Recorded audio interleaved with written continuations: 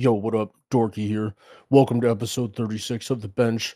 GROWL's busy playing Classic. So today's episode, it's going to be about how to push in Mythic Plus when your healer sucks. I'm very knowledgeable at this, and joining me are my friends Squishei and Tettles. How are you guys doing today? Well, doing pretty good. We killed one our bandit this week, so I'm really happy about that. But now we're on Mugsy, so nice for you to join us again, Dorky. Yep, my guild also, we killed One Armed Bandit. We're on Mugsy right now. We were in a race with Popsicle Cornbread. We killed One Armed Bandit before them. We overtimed to 7 days this week, but unfortunately, Dratnos discovered the 8th day of the week, so they overtimed even more than us. So they've killed Gallywick, so they're now the next best American guild after us. All right, I can't do the dorky voice anymore. Look at this comment that I found on the Poddysee's most recent podcast episode. For some reason, it was 4 hours and 30 minutes. And the top comment is, I bet the Bench's recording software couldn't even manage a 3-hour podcast, let alone 4. And I just responded, just wait. Yeah. I mean, I'm ready. I'm here. We're yapping. We'll see where the night takes us. No, but really, it's not the episode. The episode today, before we get started into whatever random news and balance changes that pop up in the middle of our recording, the episode today is going to be a banger. Joining us, as you probably have seen already, is Avade talking about Mythic Plus, how to get good, his general thoughts on the season. We noticed that this season of Mythic Plus actually pretty good. We're seeing people play. We're seeing lots of different classes, things, I think this is a good time, if ever, to get into Mythic Plus, especially after how difficult it was in the first season of this expansion. So I think this is a really, really good time for an episode like this, and I think Evade is the perfect person for it. I've seen a pretty big uptick in terms of just like viewers who are watching Twitch streams of Mythic Plus content, my own personal Mythic Plus content. Honestly, the podcast viewership has also been going up. Have you also been seeing increases for Mythic Plus related content on Wowhead, Squishy? Mythic Plus is definitely going really strong. So yeah, I think people are really enjoying the season, and that's great because Mythic Plus is really fun. I mean, just even in my guild, people are playing alts again. Tanks aren't crying and getting beat down by random tank busters on trash. So I think overall a really successful Mythic Plus season. I mean, look at this. The retention on the players from a week-to-week run-to-run perspective is actually going. I mean, we've only had a couple of weeks of this data, but I mean, it's doing seemingly better than War Within Season 1. Obviously, it started out a lot smaller, but that's kind of to be expected. That was a expansion launch season, but now more people than... Dude, so many more people have actually timed 10s as well compared to last season and stuff like that too, where 10s were literally impossible. Yeah, it's hard to say the dungeons are easier. I mean, they're definitely easier, but it feels a little bit more simple and more streamlined. There's just less stuff going on. Like early, I've been pugging a few higher keys, and I think actually Tettles was in this key, right? We played a random 16 Cinder Brew in Group Finder, and I sort of joined it as like a meme because I'm like, there's no way we can actually time a 16 Cinder Brew with no comms and a pug without knowing the route. And then we go in there, and then we're actually like timing it. We're like, wait a second, like we're living, we have 0 death, and then I just DC on like the 3rd boss, and we die, and it's tragic, and everyone hates me now. But yeah, it was like actually kind of crazy. Like it made me think that it's definitely still hard to get in groups. Like groups are fewer and far between, but your success rate, it feels like, is a lot more reasonable if you just want to be, a lone wolf going around in pugs, like doing your own thing. At least for now, it is kind of early in the season, so maybe people are going to start to develop some like crazy strats or whatever, but I hit resilient 15s this week, and man, that is a game changer. Like having resilient keys, especially if you're playing with people who maybe haven't necessarily played a bunch at the very beginning of the season, just having the ability to be able to run the key a couple of times it's great for them to be able to learn like what's actually going on in the dungeon. Yeah, I think we'll talk about it later for sure as we go down the list of items and eventually join in with Evade. But I'm still cautiously optimistic about the resilient key system. I like the way it was integrated.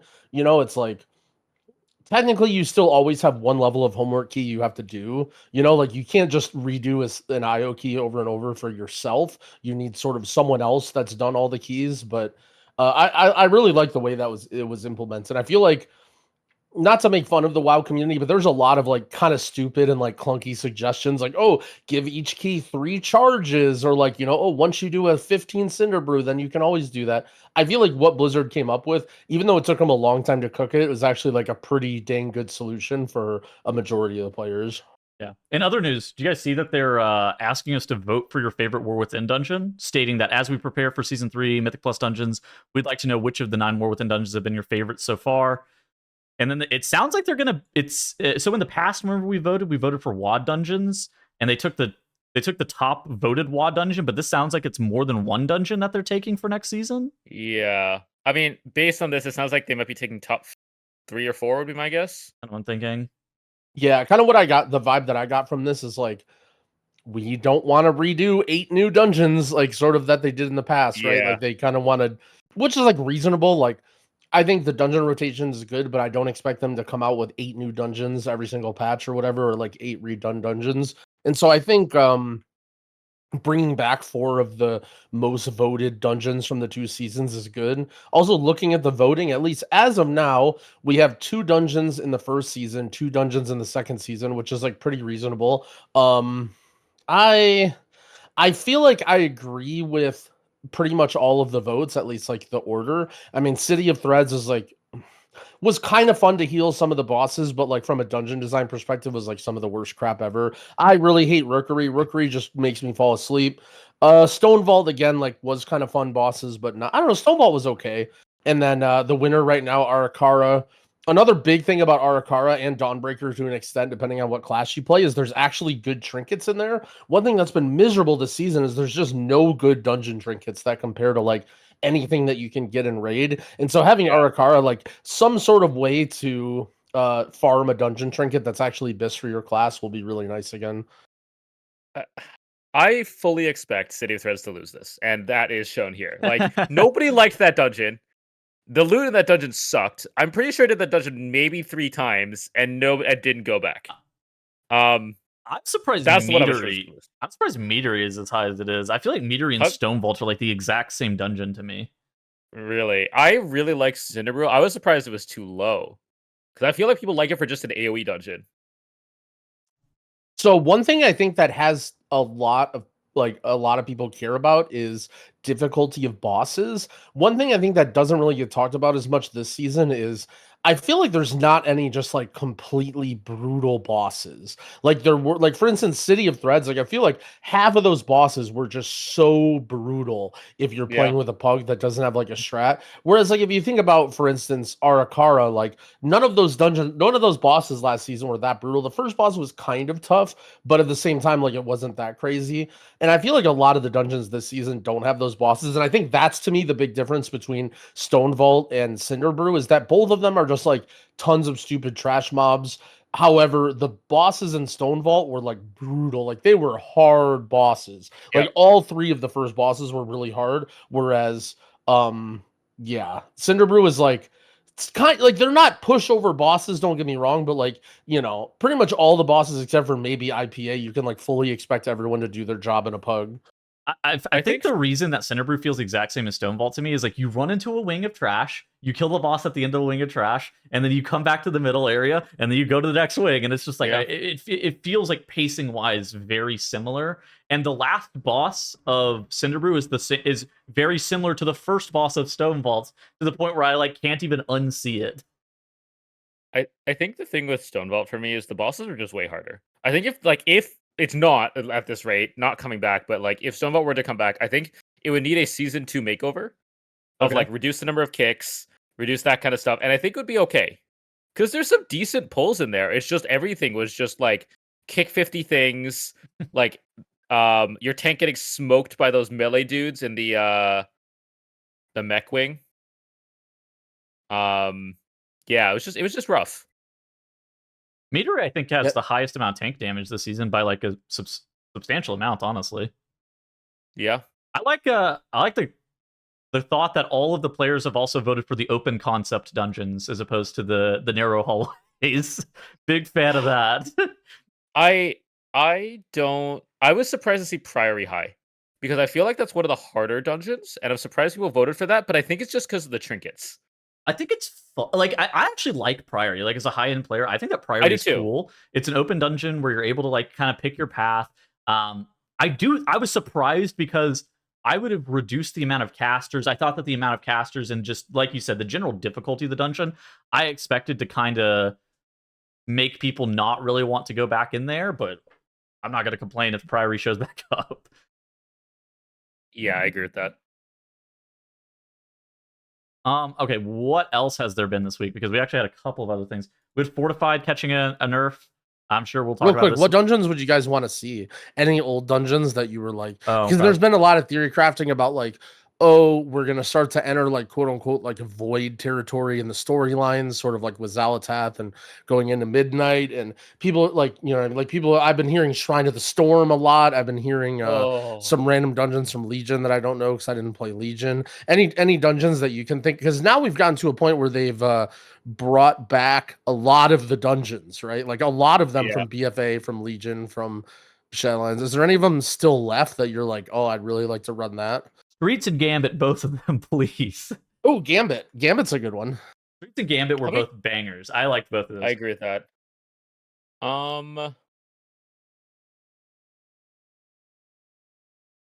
What's that? The Void one from the it was the Argus patch.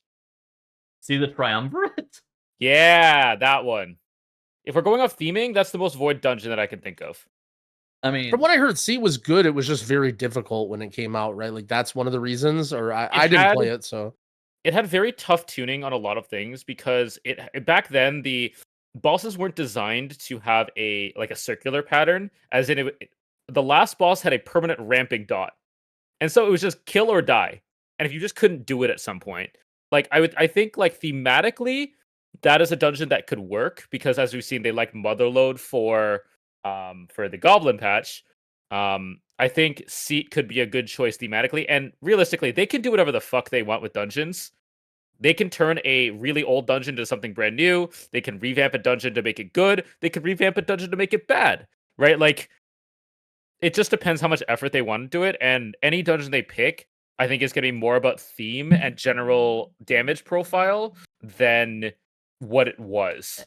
Every trash pack and every boss in that dungeon had harder DPS checks than Mythic Gallywix as well. Like those bosses, I remember you'd get sent down in the first boss and you had 20 seconds to kill this ad in the downstairs phase, and it had like the most amount of HP possible, so you're saving your offensive CDs in case you got picked to go down. It was just completely cursed.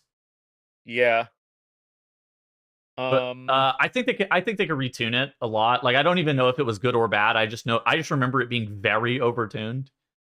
Yeah, they've actually brought back so many of the dungeons. Yeah. I'm looking at the list of dungeons. They've like BFA, for example. What's left?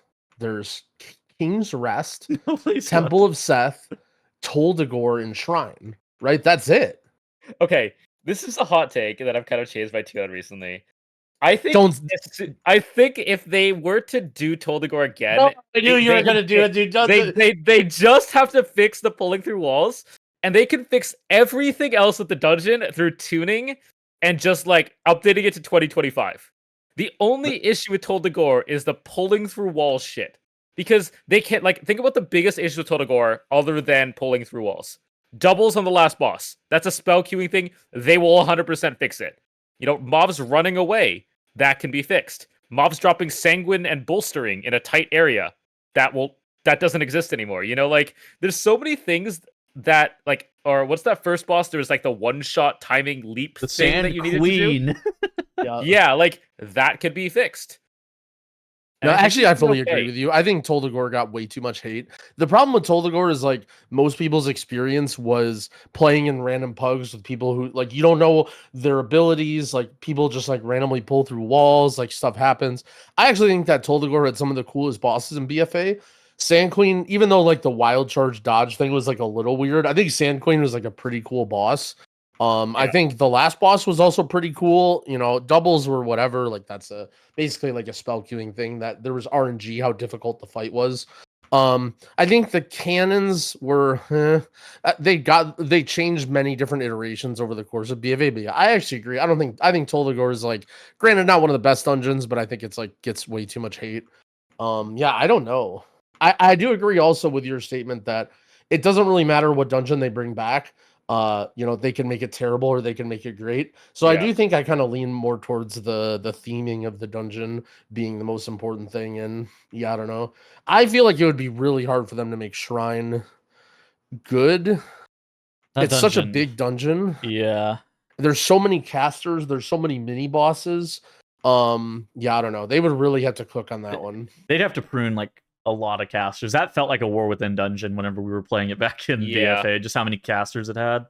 I mean, they showed from Rickery they're willing to do that. They swapped so many Thunderers out in that first area for non-Thunderers that it turned out okay, right? Like, yeah, that's true. And I think they also swapped Priory mobs around as well near the end, and there's still a bajillion casters, but there were more before. I think another pick is actually King's Rest. I feel like King's Rest kind of goes for a unique damage profile that they might be going for. But that's just not very fun.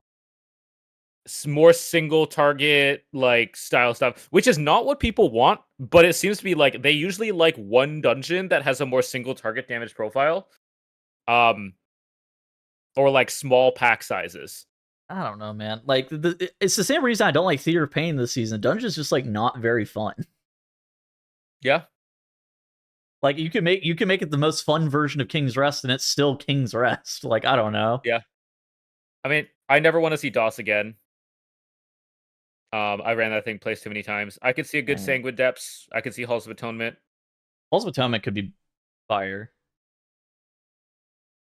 I don't know. We'll see. I can't wait till we're talking about what Dragonflight dungeons they'll bring back. Oh, Academy, bring it back. All right. In addition to that, Squishy, what happened with the corruption weapon enchants? They got moved to helmets, and now they're like do no damage. Yeah, so they're the corruption enchants in the next patch. They get them from Horrific Visions. They are now like a helmet enchant, and you get them from just doing Horrific Visions.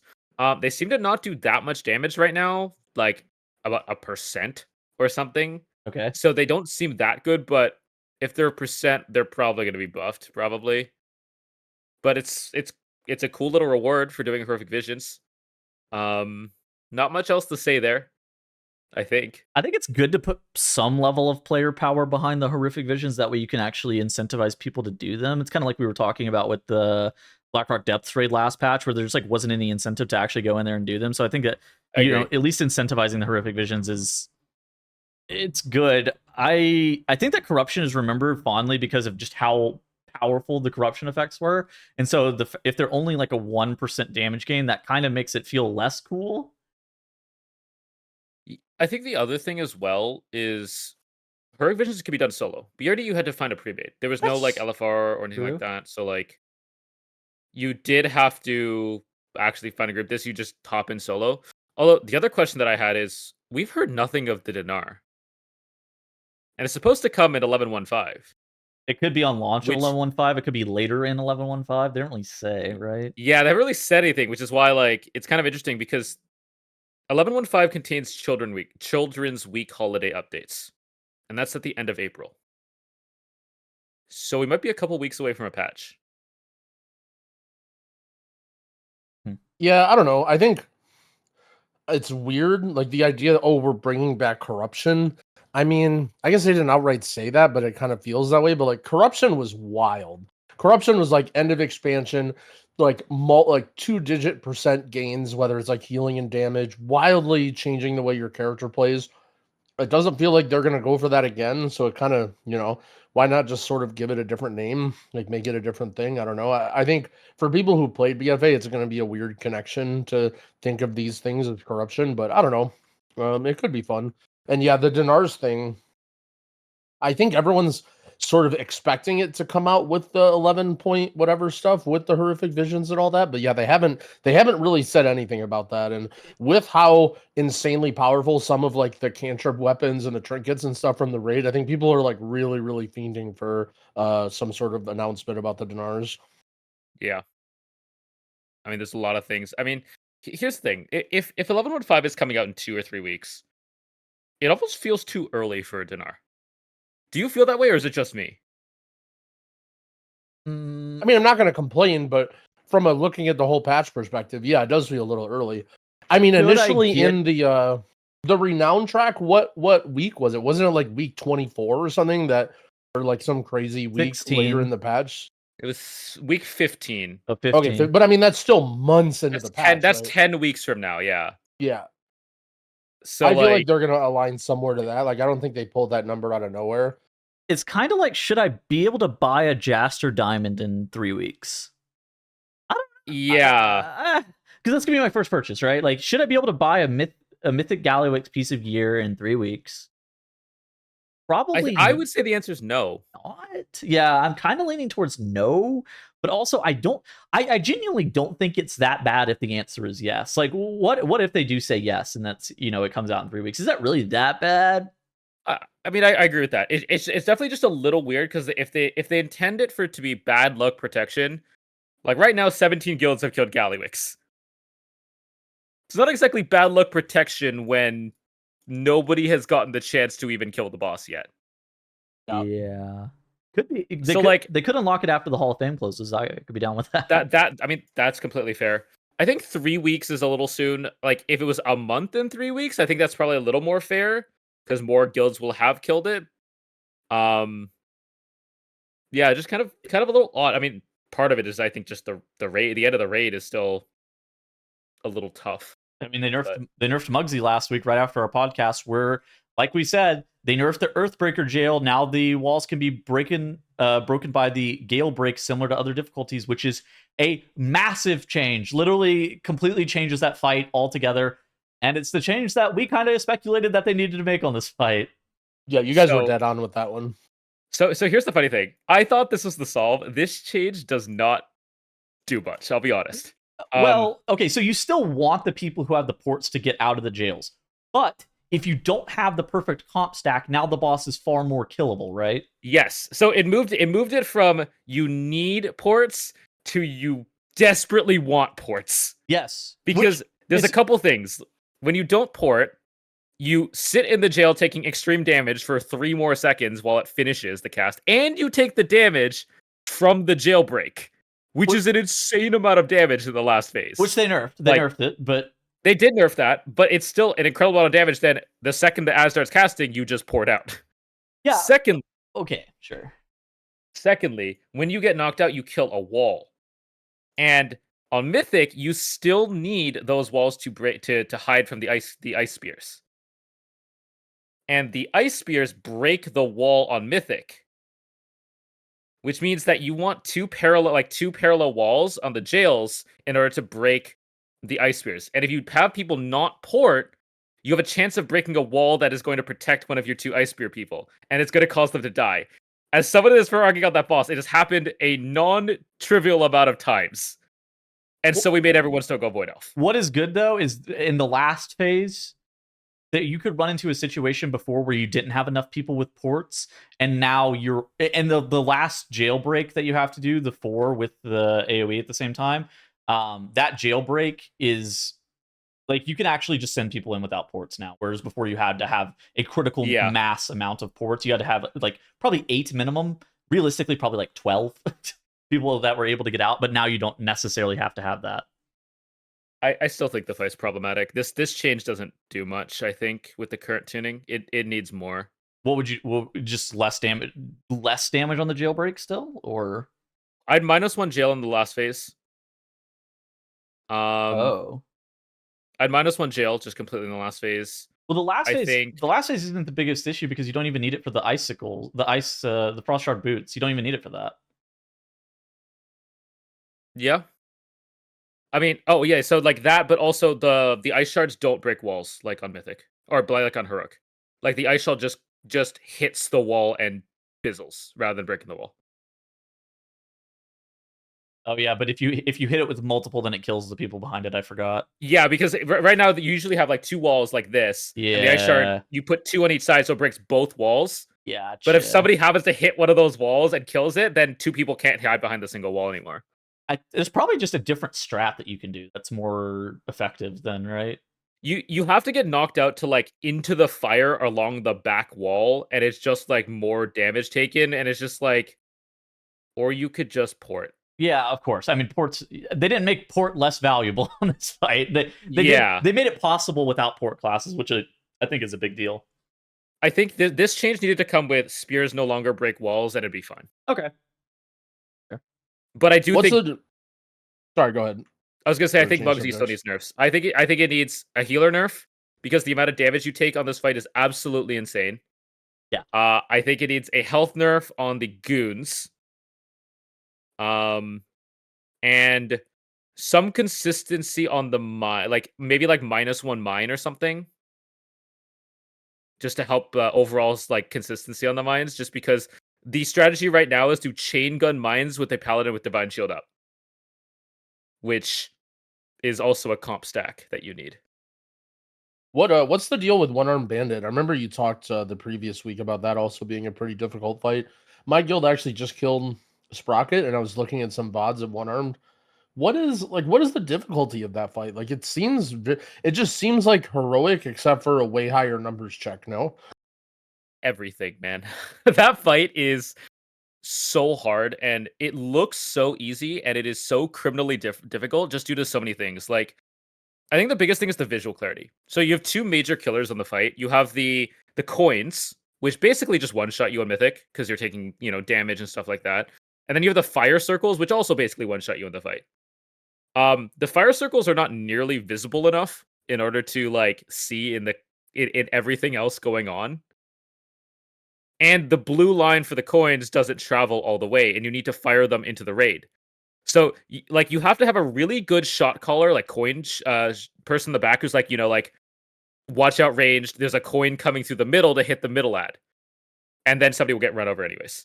Or you fire a coin into the melee clump to hit the melee ad, and the melee can't see it because the blue line, and then they get ran over. Like, that is a very common thing that just happens.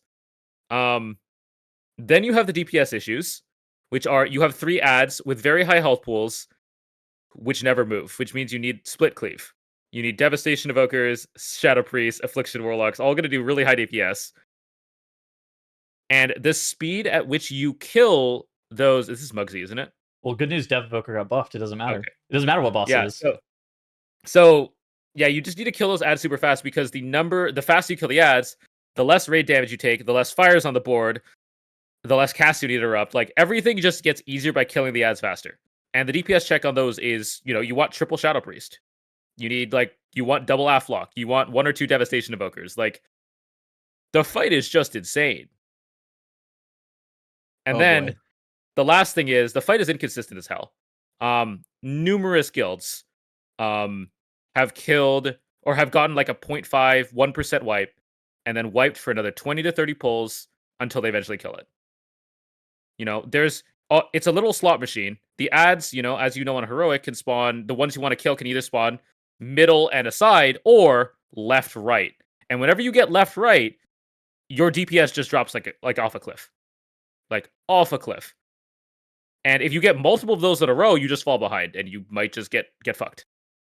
And that just from a healer, that seems miserable for me because it's basically just going to be a bunch of like ads spawn, we're all alive, the ads don't die, and then we just wipe, basically. Yeah, exactly. Like, from our first pull to like when we killed it, the faster the ads die, the less fire dispels you get, right? Because it's triggered by the ads.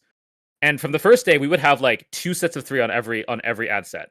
And by the end of it, we were killing the first ads before the cast, and the last one would only get a single cast off.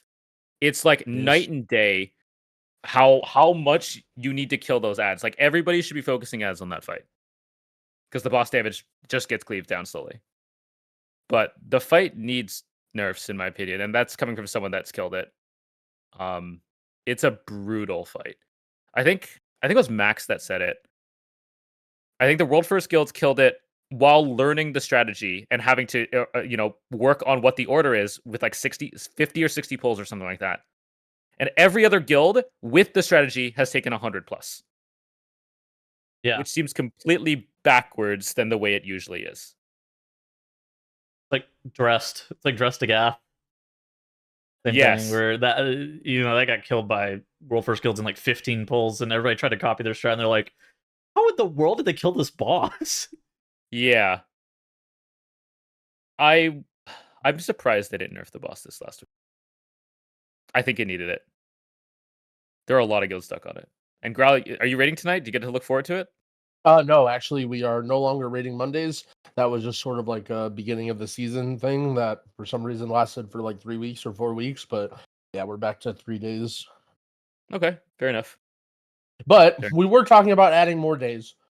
You know, we can't have enough raid days. So we'll see. I might be back to raiding Mondays next podcast. Hey, I'm just gonna yap longer. Mm-hmm. All right. This is where we transition into Avade. There's a couple more things that I wanted to hit real quick. Okay. Have you guys been getting random freezes on the patch? Yes. Like you just get like a 3-second stutter. Okay, to be fair, it hasn't happened to me in a little bit, but from the start of the patch, it was yeah. And I know that from my stream, from other people watching me, that it's happening to tons of other people too. I haven't had this happen to me. What exactly is going on? You just freeze. Like your screen just freezes for like 3 to 5 seconds, and then it comes back. Yeah, you know how your game freezes and then it's like you either DC or like your game crashes or something to the point where like your game will freeze and be like, oh fuck, my game crashing, like Alt F4. It almost does that, and then your game just like recovers and then it just back. Like it literally freezes for like 3 or 4 full seconds. This is a clip of it right here. Apparently. Allegedly. Yeah, like it literally just full on freeze. Nothing else is wrong with your computer. And then it just comes back. And then it just goes back. Yeah. That's literally like it happens mid pull. It happens while I'm doing nothing. Like no one knows what it is. So there was 2 bugs that I had with this patch. One of them was that. One of them was whenever I had WoW as my main window focus or whatever, and then if I was playing a video or something on my other screen, it would actually lag like really, really bad to the point where like it made watching or like listening to music while playing on YouTube impossible. And everyone was like, oh, these settings, blah, blah, blah, foreground. No. It was the patch and it bugged it out. I didn't change any settings. And that has been fixed for me. Randomly, it just, I don't know what was going on in the game or why I did that, but that one has been fixed. And to be fair, I don't remember having a multi-second freeze in a few days. To me, it feels like both of the issues are fixed, at least for me. But have you had it happen recently within the last couple of days, Squishei? Yeah, I mean, like, even during Prague, like, during One Arm Bandit, we killed it this week. There would be times when somebody would be like, I'm frozen. And then, like, 5 seconds later, be like, I'm back. Anytime anyone says I'm frozen at this point, I don't assume they've DC'd or, like actually, I don't have to ask, I have had it happen to people in my raid, just not me. Yeah, like, anytime I hear that, I just assume that they'll be back in 5 seconds, and I hope to God they don't get a mechanic in that time. I've heard there's been weird NVIDIA driver issues lately. You sounded like you haven't updated your drivers in a while, GROWL. I've been when I had the issue, I immediately went to updating them ASAP. And it is possible that maybe a driver update fixed it. It doesn't happen very frequently. That's why I'm sort of like I don't remember exactly when it started, when it stopped. Well, it started for sure on the patch. I don't know when exactly it stopped. It could have been a driver update for sure. But my stuff is 100% up to date right now. Yeah, I don't know. It's the other thing with One Arm Bandit, by the way, that fight just eats frames. You know, like Brood Twister last year, how it just randomly like memory leak or something, and your frames would just slowly go down over the entire night. After one pull on One Arm Bandit, your frames just drop to 20. Like, oh boy, I killed the boss. I'm pretty sure at 15 frames because I can't be. I don't want to relog after every pull. This sounds like everything I hate about a boss. Yeah, I mean, it seems pretty widespread as well. Like, I don't know, man. Something is wrong with that boss fight. Can't be worse than Brood Twister Ovanax. I think it is because Brood Twister took a while to do that, didn't it? I mean, there were some people who couldn't prog the boss because of FPS drop issues. Yeah, that's another one where my guild was like howling in pain about the lag the entire time. I didn't necessarily have as many problems. It definitely wasn't perfect, but my guild was definitely being owned by that fight. That fight on Heroic made me get a new CPU and delete LVY. Like I was over it. Yeah, that fight made my guild commit one of the worst mistakes ever. In that we downloaded the liquid weak aura packs or whatever, and we're using it. And then somehow our guild got convinced that it was the liquid weak auras that were causing it. So then they attempted to get everyone in the guild to uninstall the liquid weak auras and change over to like Northern Sky or one of the other packages. And then, you know, with our guild, right, everything is ruined. Some people didn't change. Some people have liquid. Some people have neither. Some people have both. And we basically had weak aura problems for the entire, you know, like that boss was bad enough with the weak auras working. With the weak auras not working, yeah, that was miserable. All right. Yeah. I'm done bitching about that, I think. All right. No more complaints. It's time. We're going to catch up with Avade and talk about how to get good at Mythic Plus. Yeah. All right. So because you guys were so kind and typed W Avade in the comment section a bunch last week, we got Avade, and this week we're going to be talking about how to get good at Mythic Plus. Avade, how have you been, buddy? I've been good. How you guys doing? Not too bad. Been pretty good. Trying to push with my favorite Havoc Demon Hunter occasionally. We've been getting some score. Surprising. Okay, so basically we're going to be kind of talking about just like roughly how to get good at Mythic Plus. I know that everybody has like a different process for how to get good. Just in general, though, I think that let's start by asking Avade, how do you think that, like, what are your most important things, and like how did you get good at Mythic Plus? What would you describe as like the most important things just from like the very beginning of like how you have actually gotten good? What about like, sorry to interrupt, what about like a quick story of like some of the like guilds and people that you played with and like how you progressed? Oh, that's a lot of questions. Oh my god. What? Well, okay, to answer Title's question, how to get good, it's so many different things, right? But like the thing that you always have to improve on is yourself. Obviously I don't know how general this question is going, but you know, there's like so many things, like using your defensives better, watching yourself back and making sure that you're like learning from your mistakes. Do you want me to get into the specifics or no? I think that honestly, just like what you think is some of the most important things. Like obviously you can deep dive into specifics, but it's just like I think it's just like a very good starting point of like how do you become good at World of Warcraft? Because I think that so many people follow like a different process. But I think that something that we're kind of probably discuss is that we all kind of followed similar principles on just how to exactly get good.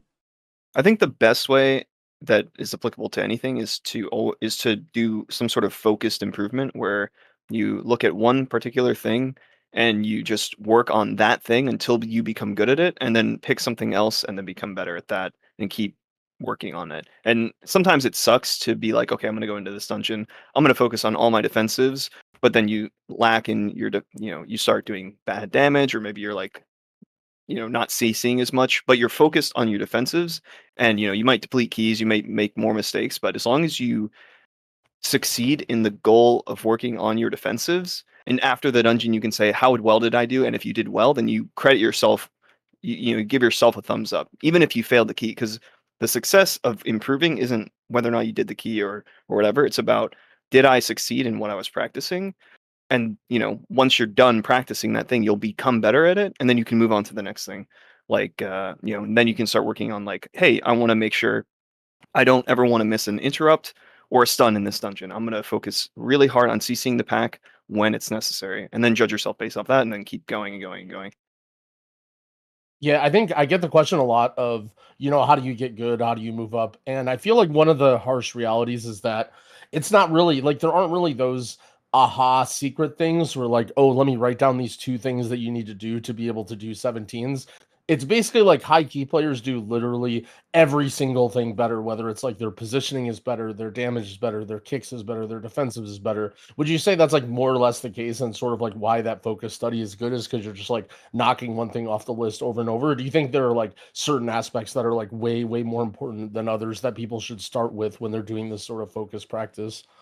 Well, I think that people who are really good at the game have kind of done this maybe intentionally or unintentionally, and it's just a background thing in their head. Like everyone has gone through that process of learning and realizing like, this is a good defensive, this is a bad defensive, this is a good knock, this is a bad knock, to the point where it's just completely automatic. But players who who are working on becoming better, it's not automatic, right? They need to build that that habit of doing things. I used the example the other day when I was talking to somebody. We all know when you play a Moonkin, you don't want a Typhoon on cooldown because that feeling of how bad it feels when the mobs just go everywhere and you're like, oh, okay, that was bad. Yeah. I'm not doing that anymore, right? You learn that really quickly because it's like super obvious, right? But you don't really learn things that are less obvious, like using bark skin at the right time, right? And so like some things need more practice than others.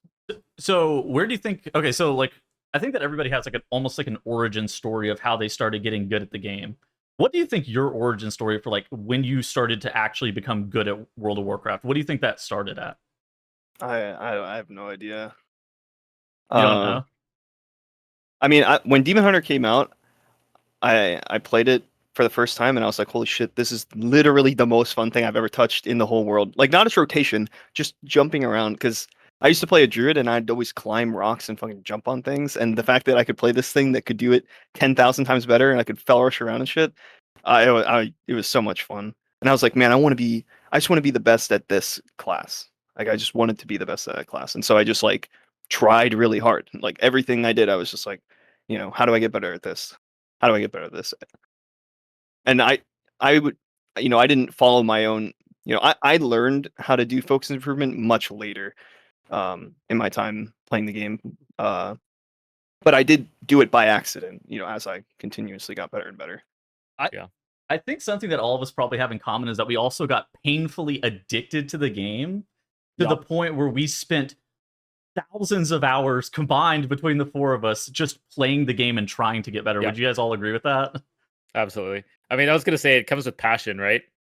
If you lack the passion, you're gonna lack the interest to continue to improve or play even. So all of us have a deep love for WoW. So we're all still here. We all want to be better. That's self-improvement, as Avade said. Yeah, that's something that was really common in poker too. Is something I did before WoW. Is that you talk to anybody who's really good, you learn that either currently or at some point in their life they just had that freak state where they were just so addicted, and every waking moment of the day was like thinking about that. And like obviously with WoW you don't have to, but I think that is a trend of people that end up like moving up very quickly, is like getting really, really into it. And I think that what Avade said about Demon Hunter being cool is actually a really cool statement, in that even for someone like as practical and puts a lot of effort forward towards the game as Avade, the initial thing that got him hooked and wanting to play a lot was the fact that it was freaking cool to jump around and like be a demon hunter.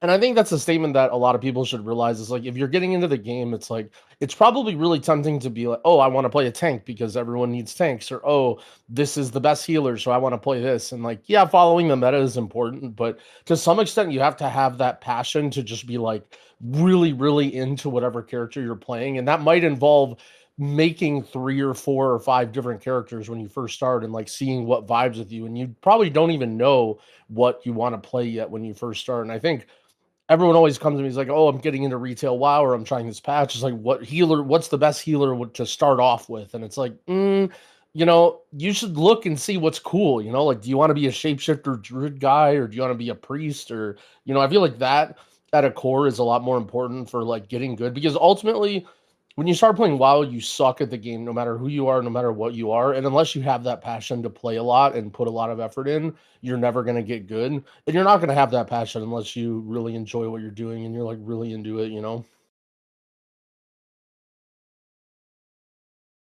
I think. Yeah, GROWL, great point. I agree. Oh, well said.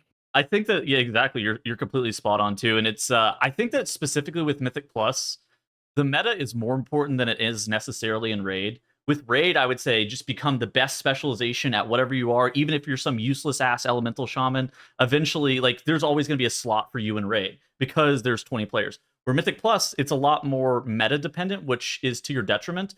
But I do still think that the principles of like making sure that you build tall before you build wide, in the sense of you become a master of one specialization, and then you're able to kind of put those core principles of what took for you to become good at one specialization, you can apply those to multiple specializations once you become good at one. One thing I wanted to ask, I really like the concept of the Typhoon, because one thing I notice in WoW is that there's a big degree of like how visceral and how noticeable a spell is to not just you, but your team. And from a design perspective, that's interesting. But from a getting good perspective, one thing I noticed when I was a noob, my first character was a shaman. And when you place a spirit link down, everybody sees it. And so when I was a noob, I would almost be so much more intimidated when I put down a spirit link and afraid to put down a bad one or whatever and like be gun shy on the button simply because a lot of other people notice it. I'm interested on your guys' thoughts on like how you deal with failure or embarrassment, or like, you know, while you're doing this process, for instance, of like, okay, I'm gonna go in this dungeon, I'm gonna really focus on kicking everything, and then you get to the end of the dungeon and you realize that you did tank damage but you kicked everything. Like how do you deal with that mentally? Like, does that bother you, or do you have any tips for people like working through that, or like the how to deal with failure as you're practicing and moving up? Avade, you want I to don't tackle really- this one first? Yeah. I don't think there's a perfect answer, right? Because you just have to accept it, right?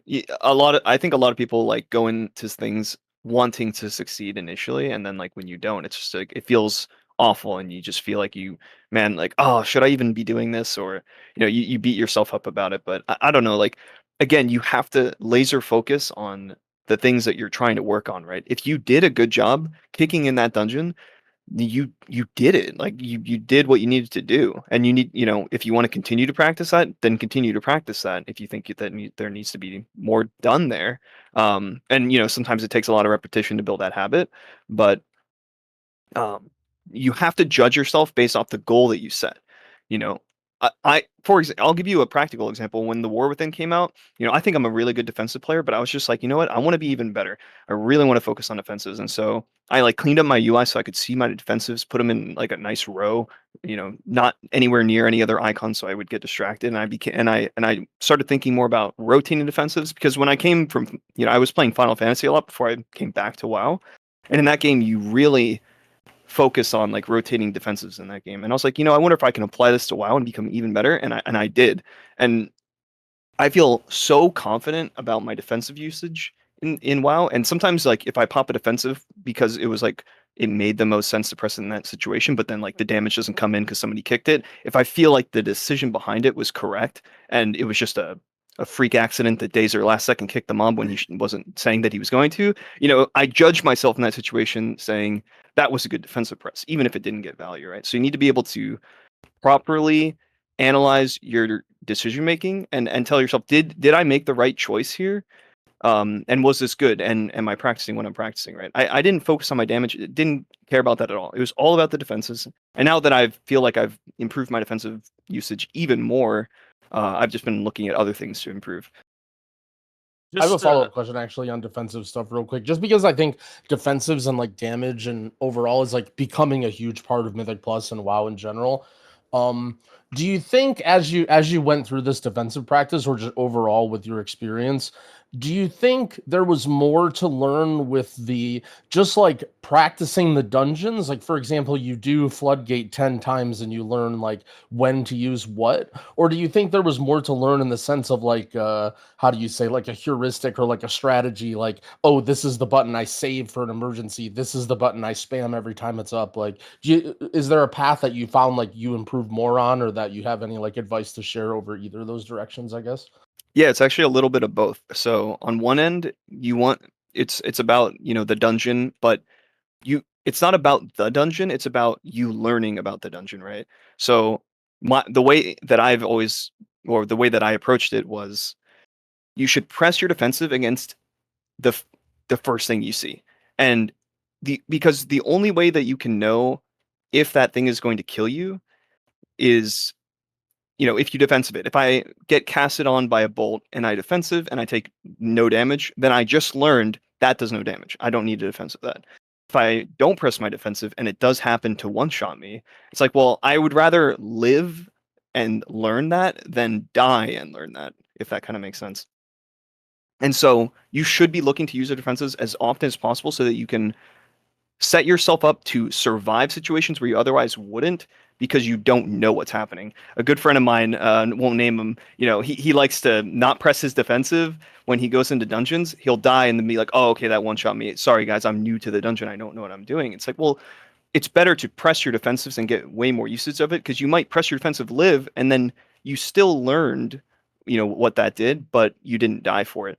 And then I forget what was the other thing you said. You said the dungeons, and then what was it? Or just like dungeon specific things, like just playing a dungeon 10 times and sort of like learning patterns about like, okay, for instance, the mech boss on Floodgate, I can use this defensive every single time for this mechanic. Oh, Like, yeah, is that yeah, also yeah. like Oh, a big yeah. part of it too, of just literally doing the dungeon every time? But I feel like sort of what you said is it's kind of a combination of both. Like, you sort of just mash all your buttons when you get them, and then you sort of see, right? Like, there's no way to know unless you literally pull up a VOD and time it or whatever, that you're going to have X defensive every time Y mechanic comes up, unless you press it. And then a lot of times that can be kind of like a big realization moment too, for me as a healer too, when I'm like, oh wow, every single time this is up, I can press this and this, and I can have both of these things up to keep me alive at the same time. It probably applies a lot to like tanks as well too, right, Squishy?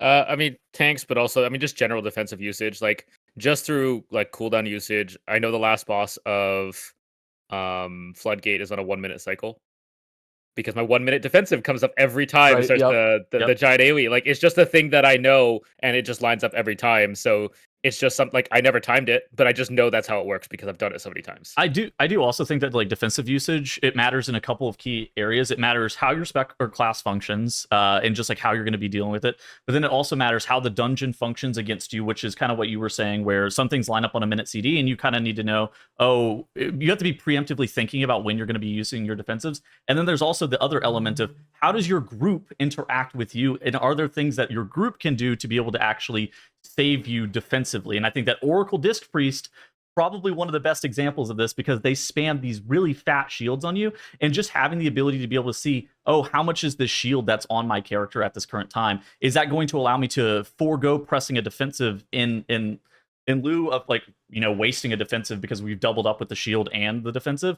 And can I then use the defensive in the future? Those are kind of the things that you have to also factor in, is how is the rest of my group playing around me, and is my healer, is my tank, am I getting sacked by my prot paladin? What exactly is happening in that exact situation with your group as well? Yeah, I think what you said, Tuttles, is actually quite difficult to do, but it is something that you would want to look to optimize in the future. But at the very least, the best like way to value whether or not you did something or press the defensive correctly is value it risk versus reward, right? If you have an Oracle shield for my priest and I have blur up, it's like, well, what's the risk of this shield falling off because I'm not looking at the timer, or the damage exceeding the shield and me actually dying, versus the reward of I save my blur for what, right? Sometimes Exactly.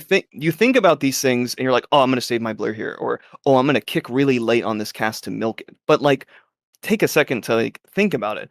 Okay, I'm milking the cast. Wow, I'm so good. Wait, I saved 0.3 seconds on the cast. Does that actually even matter?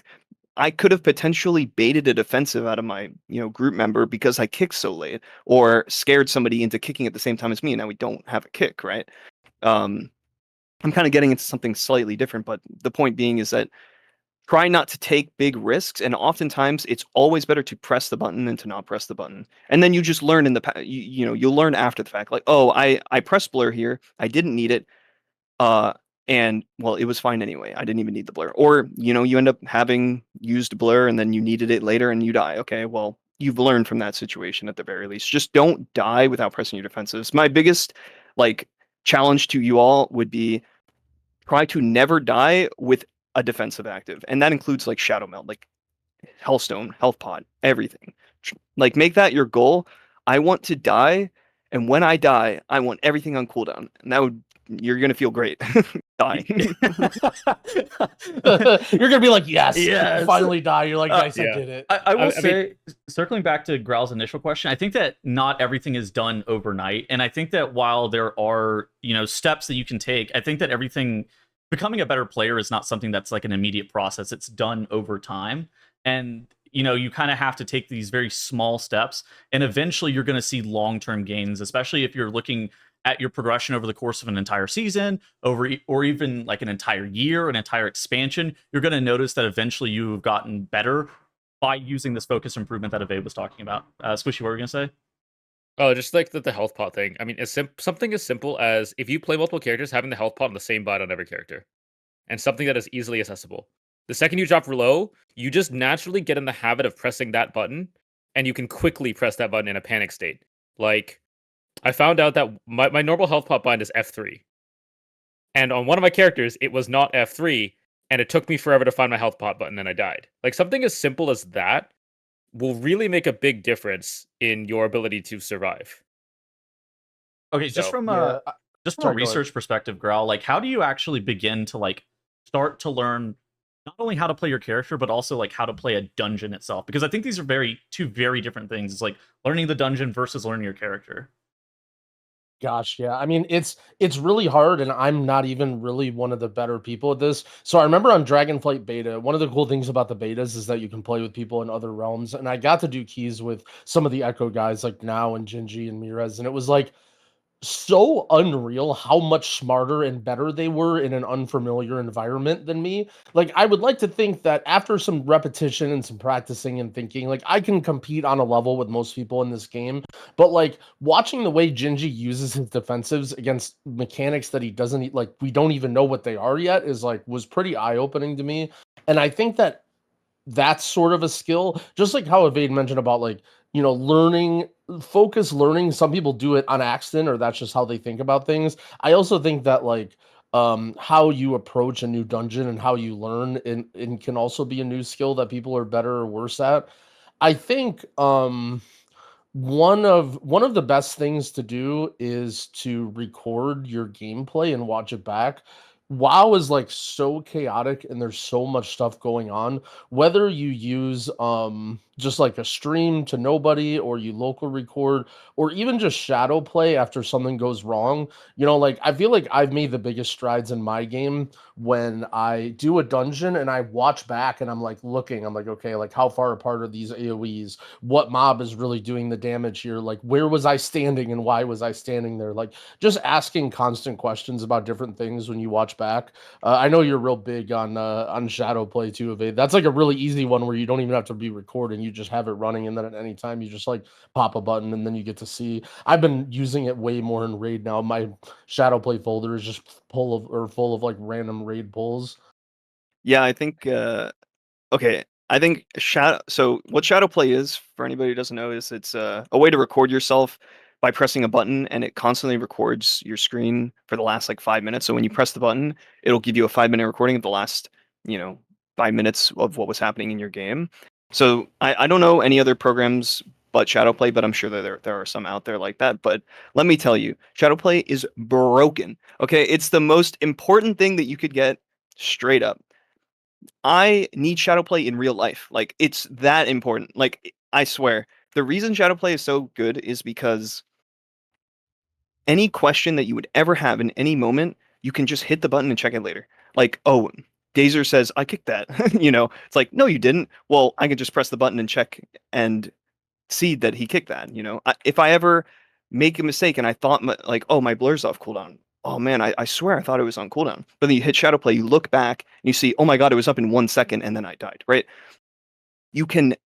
It's so much knowledge, and believe it or not, it's so funny because I play with a lot of my friends who don't use Shadowplay, and they'll say things to me like, "This happened," and I'm like, I'm not sure. And then I check, and it's like they're actually just wrong. We're all wrong. It's like, wait, this is what happened. And then I'll tell them, hey guys, this is what happened.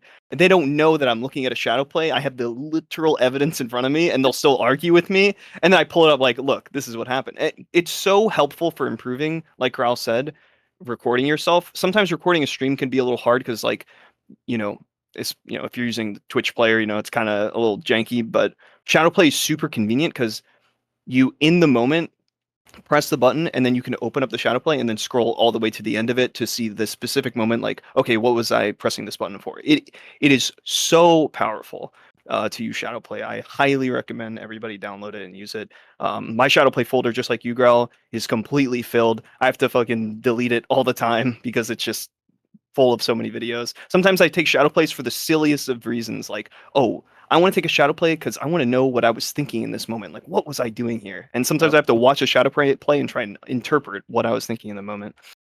Yeah, to put an asterisk on that before you guys use this as permission to flame everybody in your pugs and prove them wrong. What Avade's point is trying to say is that there's so much information in WoW, and you only, it sounds dumb, but you only know what you know, right? And like in that moment, you only know what you were thinking and what you were looking at. But clearly, you either weren't thinking the right thing or weren't looking at the right thing if you made the mistake, right? But Shadowplay allows you to go, or any recording or stream allows you to go back and look and see the things that you didn't quite have the time to see or think about in the moment, and it helps you then for the next time of, oh, I need to be watching for this. And sometimes it can help with I know eventually we'll probably get to the topic of UI stuff too, of like, you know, you may have a moment where you get hit by something and then you're like, holy smokes, that was so hard to see. Like, how in the heck am I ever supposed to dodge that? Let me, you know, use an add-on to emphasize it, or let me download a weak aura, or maybe I just need to like really focus on this one mob. And I feel like not only for just like general gameplay, but also UI stuff, like being able to watch back and see what you could or couldn't see is really, really useful for that too. So talking, I mean, I think GROWL explained it perfectly whenever he says you don't know what you don't know. How do you actually start to become like somebody who's actually better at interpreting your own individual mistakes? Like Squishei, like somebody who can like read logs, potentially figure out what you're making, even as minute as like rotational mistakes, potentially. Maybe something's wrong with your build, maybe like accessibility of information, of like figuring out how do you figure out what you're doing wrong, even from like a something as a micro as like, oh, I hit the wrong global here damage wise. How do you even begin to figure stuff like that out? I think from my end, there's a couple levels. There's the individual level, and then there's like the I ask for help level, right? Like if I was to learn Boomkin, I can look at Tettle's guide or something like that, and then I can record my own gameplay, and then I can watch it. You know, when you're in a raid fight, you're gonna make mistakes, especially as a new player, and you can be like, oh, I cast an extra wrath here or whatever. You know, oh, I starfalled on a single target. Why did I do that? Like that's the level that you can probably see on an individual level. But then I could also just be like, hey, Tettles, look at my gameplay and give me feedback. You know, and then he could give me whatever thoughts that he has on how to go to the next level. You know, there's multiple different ways that you could go from it.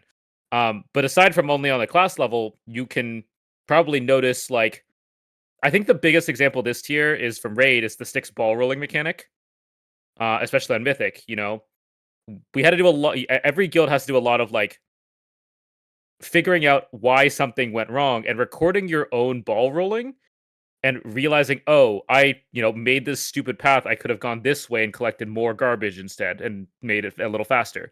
All those are like very different ways to interpret your own VODs, but they are all very, very good for improvement. Yeah, it's a full circle of what Avade said at the very beginning too about focus practice. I mean, there's a reason he mentioned it first, is because it's so important, you know. If like you shouldn't really go into a VOD either being so lost and being like, I don't know what to look at, because your knowledge and what you're sort of focusing on unlocks over time. You know, like if you're a total noob with Disc Priest, for example, you might just not even have the rotation down, and you need to watch, okay, I press this spell, then this spell, then this spell to get my ramp. And like, you know, you focus on that over and over again, and then eventually you get to the point where it's like, oh, I'm paying attention to positioning. Like one thing I noticed when I progged last expansion with Disc Priest is like I was watching some VODs of some better players, and I'm like, they're always in the right spot. Like I feel like I'm always trying to figure out how to cast all these spells on the go to get to where I need to be, but they're just always there already. And like I would kind of watch back and positioning wise, and I'd be like that was really smart that they moved over here during this time because they had this free moment. But that's something you're not going to realize. You know, you're not going to see that when you're a total noob and you're just watching. And so always having like something you're kind of working on or something that you want to see and then watch back, you kind of have that focus of, okay, I'm looking for this. And generally, WoW is a hard enough game and there's enough going on that if you have something that you're focusing on, like that's going to pop up. Like you're going to see it over and over again. Even from really good players, you'll see those mistakes. I think another thing too is like this is like right when I started playing the game. So it was around Blackrock Foundry, and what I would do is I would go in and I would pug GROWL, no matter if I was locked out to GROWL or not. And I would pug into GROWL and Blackrock Foundry and fight that patchwork boss over and over again. And I would individually log my performance. And then I would take that log and then go compare it to other people's logs, or use like WoW Analyzer or other things to try to figure out, where am I making rotational errors? What mistakes am I potentially making? How can I actually just play on an individual level better. And that allowed me to actually learn how to review my own personal logs as well and try to get on a level where I actually understood the class enough to where I could determine when I was making the incorrect decision, which I think is like a huge deal, because if you don't know that you're making the wrong decision, you're not even going to be able to fix that problem in the first place. Yeah. I mean, that's when you need to go ask somebody else for help, basically. Yeah. Well, now you have class discords too, because like whenever I first started, class discords weren't really a thing either. And at a minimum, what are your thoughts on class Discord? I mean, it's a good resource. I mean, I don't think it's like the end all be all. But... My thought on class discords is I actually wish there was one big Discord for all the classes instead of a bunch of different class discords. I think it would be a lot easier to send everybody to one place than to send everybody to a bunch of different places. I mean, I know that wasn't the answer you wanted, but I think that would be super nice. I think it's a good answer. No, that is cool, yeah.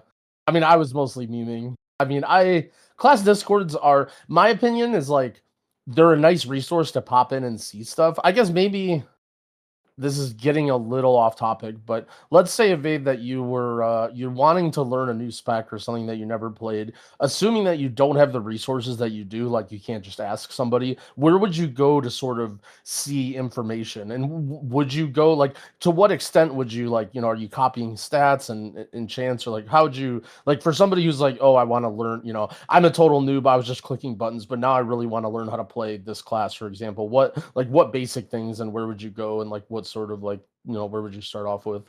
Yeah, I can tell you exactly like what I would do. So I started playing on Holy DK. I never really played on Holy before in the War Within. And I literally just went to Warcraft logs, dungeons, damage, looked at the talents, saw the percentage of talents that people are taking, and just took those talents. I looked at the gear, saw what they were running, haste, mastery, okay, cool. Use those gear or use those enchants and tried to go for that gear. And then that was my baseline, right? I knew nothing about anything. I never even read the talents because it's a lot of work to read all the talents and the yeah. and the spell book.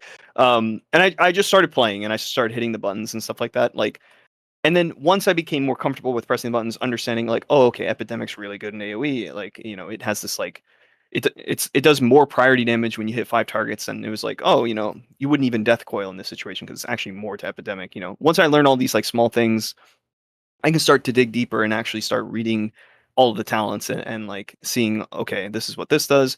Oh, why are they taking this talent?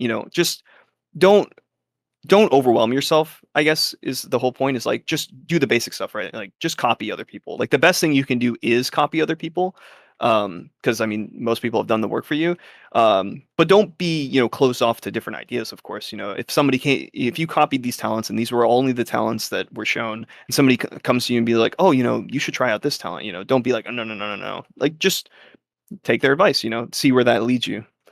But yeah, I mean, those are just some basic things that I do to learn classes. I actually go to Icy Veins sometimes as well and just read the stat priorities. Like, I don't have an ego. I don't say like, oh, I'm better than Icy Veins, I know more.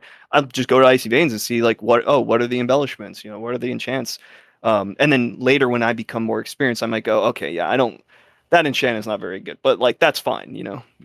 Yeah, the access to information right now is so big. Even if classes didn't exist, even if guides didn't exist, like, if I was going to play a Demon Hunter, I could just go to the WoW Armory of Avade and just copy his stat priority and his talents and stuff like that. Like, that is something that I could completely do. Like you said, there's logs. You could just go look at, I mean, for Raid, there's Warcraft logs. You just copy the talent build. You can copy the rotation. You can copy their cooldown assignment. And I think, like, Lorgs is a really good one. Mythic Plus is a little harder because not many people log. But, like, there's a lot of stuff that you can just copy from Warcraft logs and the Armory itself. That's one thing that that's been really cool, is for whatever reason, why the Chinese players seem to log a lot more. Now that we're seeing so many good Chinese players playing, now there's like, it feels like an overabundance of like really, really good logs from really good players, and also people that you don't necessarily get to communicate with, like from a normal day-to-day basis or whatever. So it's really cool to I've noticed that too. Back in BFA, I remember really struggling to find logs, but nowadays it's like, man, there's a lot of really, really good logs. And also, to echo the point about Icy Veins or Wowhead, it's like, I think normally people have this impression on websites like, oh, this is going to be out of date or this isn't going to be good information. But I actually pretty much always just go to Wowhead to learn new stuff or classes, specifically for like raid. For example, like I might have no idea how to play Raid Mistweaver, but I'll go on there, right? And I'll look at the, you know, the builds and stuff.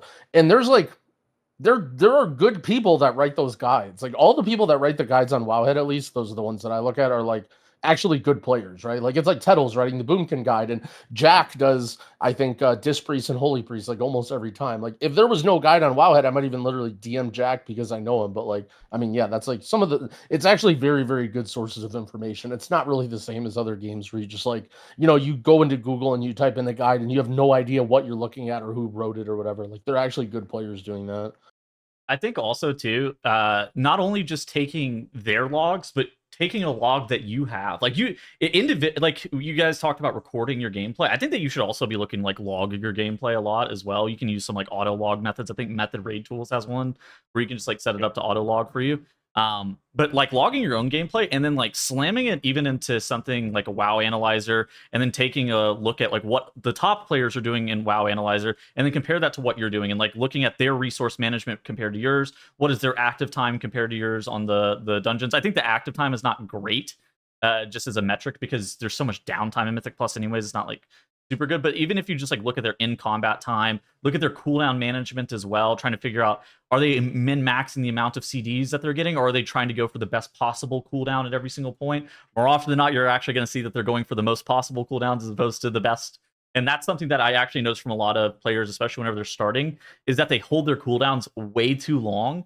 And it's pretty expected from a high-end perspective that you're going to press your cooldown over and over and over again on CD. And if there was a point where you were like, okay, I made a mistake. It's similar to what Avade said about defensives earlier. Okay, I made a mistake. I should actually hold my offensive CD for this next time. You then go back after the fact and you're like, okay, now I'm going to hold this offensive CD. But until you get to that point, you should just press it on CD, because that's the best approach for like learning where you should be pressing your cooldowns.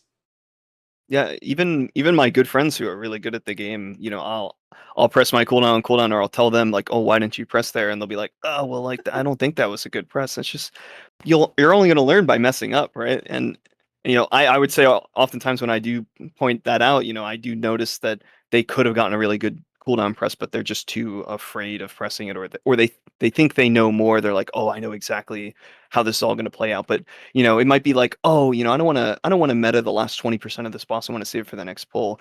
But what about the pull after that? You know, if you meta the last 20% of the boss and you get the full value, you might not have it on the next pull.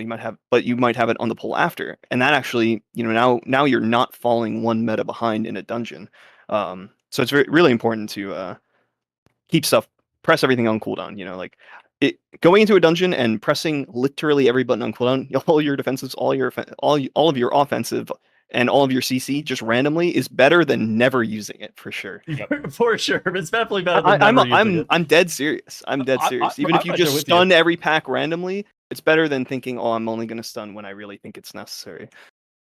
No, it's really true. I love the idea of comparing it to defensives, because it also it really helps you get good uses out of your cooldowns too. Like if you're constantly just like, everyone knows the guy in the Pug who just saves every cooldown for every boss and then pops it.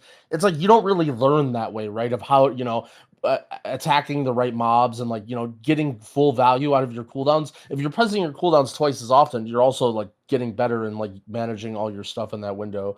And yeah, I think just echoing that sentiment of using your cooldowns on cooldown is really important. I mean, Avade, we've been playing a lot together, and I'll say that, like, don't take this the wrong way, but you're the most annoying person to PI, because you literally press your cooldowns over and over again. Like, it'll be like 1 second, it's there, and then press. And it's just like, if I ever miss a PI for like 3 seconds, I like start falling behind in your cooldowns. And then like, it'll be like 4 cooldowns in a row. You'll press it as exactly the 1 second that it's up, to the point where like, now my weak aura is behind because my brain falls behind 2 seconds each time. And now it doesn't even remind me. And then I lose a PI use. Like, I can't even keep up with like, unless I'm like preemptively like knowing when to send it and shit. So, and then people look and they're like, yeah. And then people are like, how does this guy do so much damage? It's It's like, well, you should start with doing this, because there's not too many people that I play with that literally just do that, where it's like their cooldown is up for a quarter of a second and it's already pressed and it's on the mobs. What do you think about playing for overall versus like trying to time the key, Avade? So this is an interesting question because it really depends on whether or not you're trying to impress the other people around you, So hear me out when I say this. It's like, there's being good and then there's being perceived as good. And so sometimes being perceived as good is more important than actually being good.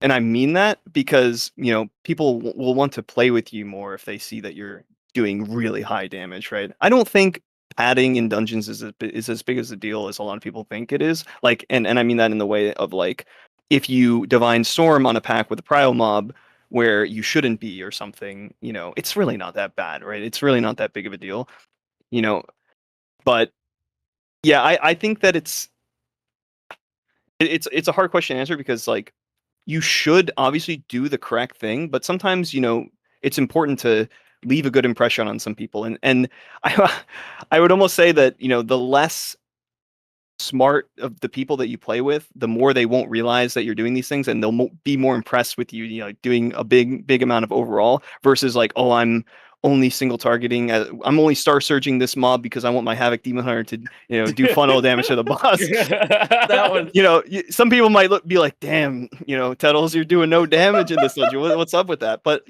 we went so much faster in that dungeon, because you did that. So Avade and I did a meadery the other day, and there's so many shitter mobs in meadery, and it's like I could on one hand Star Surge the boss, on the other hand I could just pad on these B-lets and kill off Avade's funnel and make him do worse boss damage and make the key go slower, but my damage on the meter looks better. And I was just like, oh, I'm just gonna Star Surge the boss, and it's like, but I think that what you said, it's about perception too. I think it's kind of difficult to get invited into groups sometimes, and if you have this perception from a bunch of people that you play with, is this guy who does like big damage from a DPS perspective, this guy who does big damage, that could actually work into your benefit to the point where sometimes whenever you're actually playing to time a key, and a key that's like a really high level, you're going to probably have to do the right thing, especially if it's like a really high level key, like a title level key or something like that. But I think that getting more reps or getting invited to groups, that's a skill in and of itself. Yeah. I mean, we're talking about this perception thing. We might as well, I feel like, bring it in now. Do you want to talk about the Archon thing, Tittles? Oh my god, the Archon raid thing. So Archon released a new tooltip add-on, which shows you things like more detailed IO score and parses that you get on that you upload to their site. And this is now an add-on. The data has always been there, but it's been a lot harder to get. But now you can just have it directly in an add-on. And so, Avade, you were just talking about like perception. How do you feel about this add-on? I mean, it's information that's always been there, right? And it just makes it more easily accessible. However, obviously, I don't know. I don't think most people are going to put very much into it. It's usually just going to be used for pugs, right? Just to like make a better educated decision of who you're inviting to your groups. I don't think it's that big of a deal, right? Like I just, with these like different ways of measuring people in the game, logs, IO, stuff like that. I just hope that, not too much is put into it. Like people don't think this is what matters the most, right? Like, because when you're inviting somebody to a pug group, like this does matter, right? Because it's a really easy way to vet the people who are coming into your group that you know nothing about, right? But you can't start doing that to your friends or your guildies, or like, if you're somebody who recruits people to a guild, you can't just look at somebody's IO or their logs and just simply invite them to the guild. Although they are good baselines, of course, but I just hope that something like this isn't used in a way that is not fair to the person being judged. You know what I mean? I feel like this is the healer take, but the whole caring a lot about overall or caring a lot about parses, for example, it leads down a dangerous road of for a huge chunk of players, just doing the freaking mechanics and not dying will get you through whatever content you want.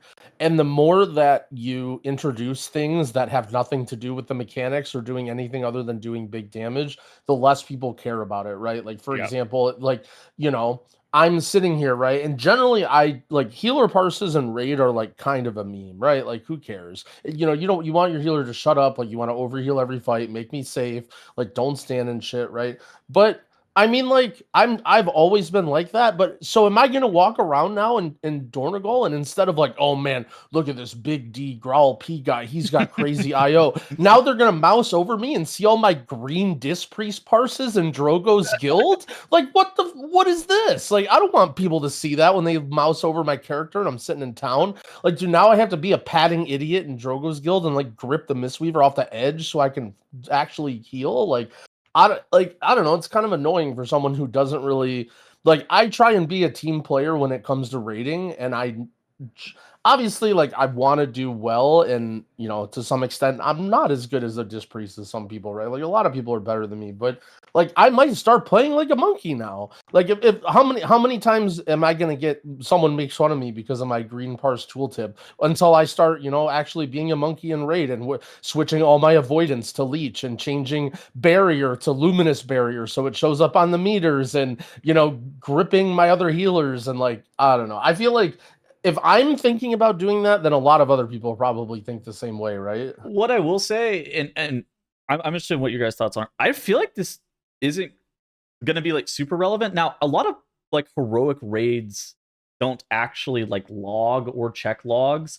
And this, like, a lot of people who are logging are like, no way, everybody logs. I mean, not no raid, way. not pug raids. I mean, I feel like this is the most useful for like pug. What do you guys think, Squishei and Avade? If you go into pug raid, do you expect they're logging or not logging? 50-50. I think go ahead. You go ahead. Go ahead. All right. I expect on half the time there will be one person in the raid. Yeah, right. I expect almost always there's going to be somebody that logs. I've noticed week 1, week 2 of the raid, people do check logs, which is, you know, fair because it's a lot harder then. But I actually, I don't think. I think you're right. Yeah, there's only usually about one person who ends up logging, but I don't even think it's every single time, right? So it's not super common, I would say. Are people gonna download this add-on? Because I felt like I saw this and I was like, I have absolutely zero use for this. Like, well, it's funny because I'm thinking back to when I first started BFA. I don't know anything before BFA, but you guys remember sort of the culture of Raider IO and BFA when it was sort of new because people had used another site, right? Like WoW Progress or something during Legion, but right? And the score was really bad. And so you would see in the group finder, right? People did this plus 12 rookery, checking IO, right? They would literally write that in the titles of their groups. And then you would also have people that were like angry about Raider IO. They would be like, Raider IO is terrible. This is doing a disservice to the community. Like, people are gatekeeping dungeons. And this was like a contentious topic that people would say, oh, just don't download the add-on, or who's going to download this add-on, right? And then look where it ended up. Now it's literally in the game. Now Raider IO is in the game and it's on your screen and every single person sees your, like, I mean, this could be where we're going with parses too, right? I mean, parses is universally one of the things that people care most about in raids. And this is across every single WoW, right? Vanilla, Cataclysm, nowadays, like everybody, that's like the most important thing. Noobs who are totally brand new to the game, who like barely know anything, just get into the raid. What is the first thing they hear about is parses? Oh, I got a 99, or what's this? Or, you know, I think, I don't know. I was kind of in the side of like, it's a nothing burger for now, but the more that I think about it, the more I'm like, well, this definitely has a chance to become a very big deal and part of the WoW community. So I think it's a nothing burger right now, but if people start actually getting gatekept because of their parses in raid, I think that's going to be a problem. People are already kind of weird with like pug raid culture in general, where there's some guy who's got the group listed and he's like checking AOTC, and this guy's killed 5 out of 8 bosses. This guy doesn't even have AOTC. Like, yeah, AOTC only, and he's on like some rat character that has tier from last season. And he just doesn't have any bosses down. Yeah. So fight back, and check the group leader's parses instead. Yeah. To be fair, I say that, but I go into the group finder and I make the group name like Liquid Maximum Split Raid or something to get people to join my raid. So For a secret tip, by the way. Oh, random to backtrack just real quick. So Avade was talking about perception and getting people to think you're good. So this is a hack that I used to use for a while. Granted, it's not always useful because you're not in comms, but when you're in comms, always comms things that you're doing.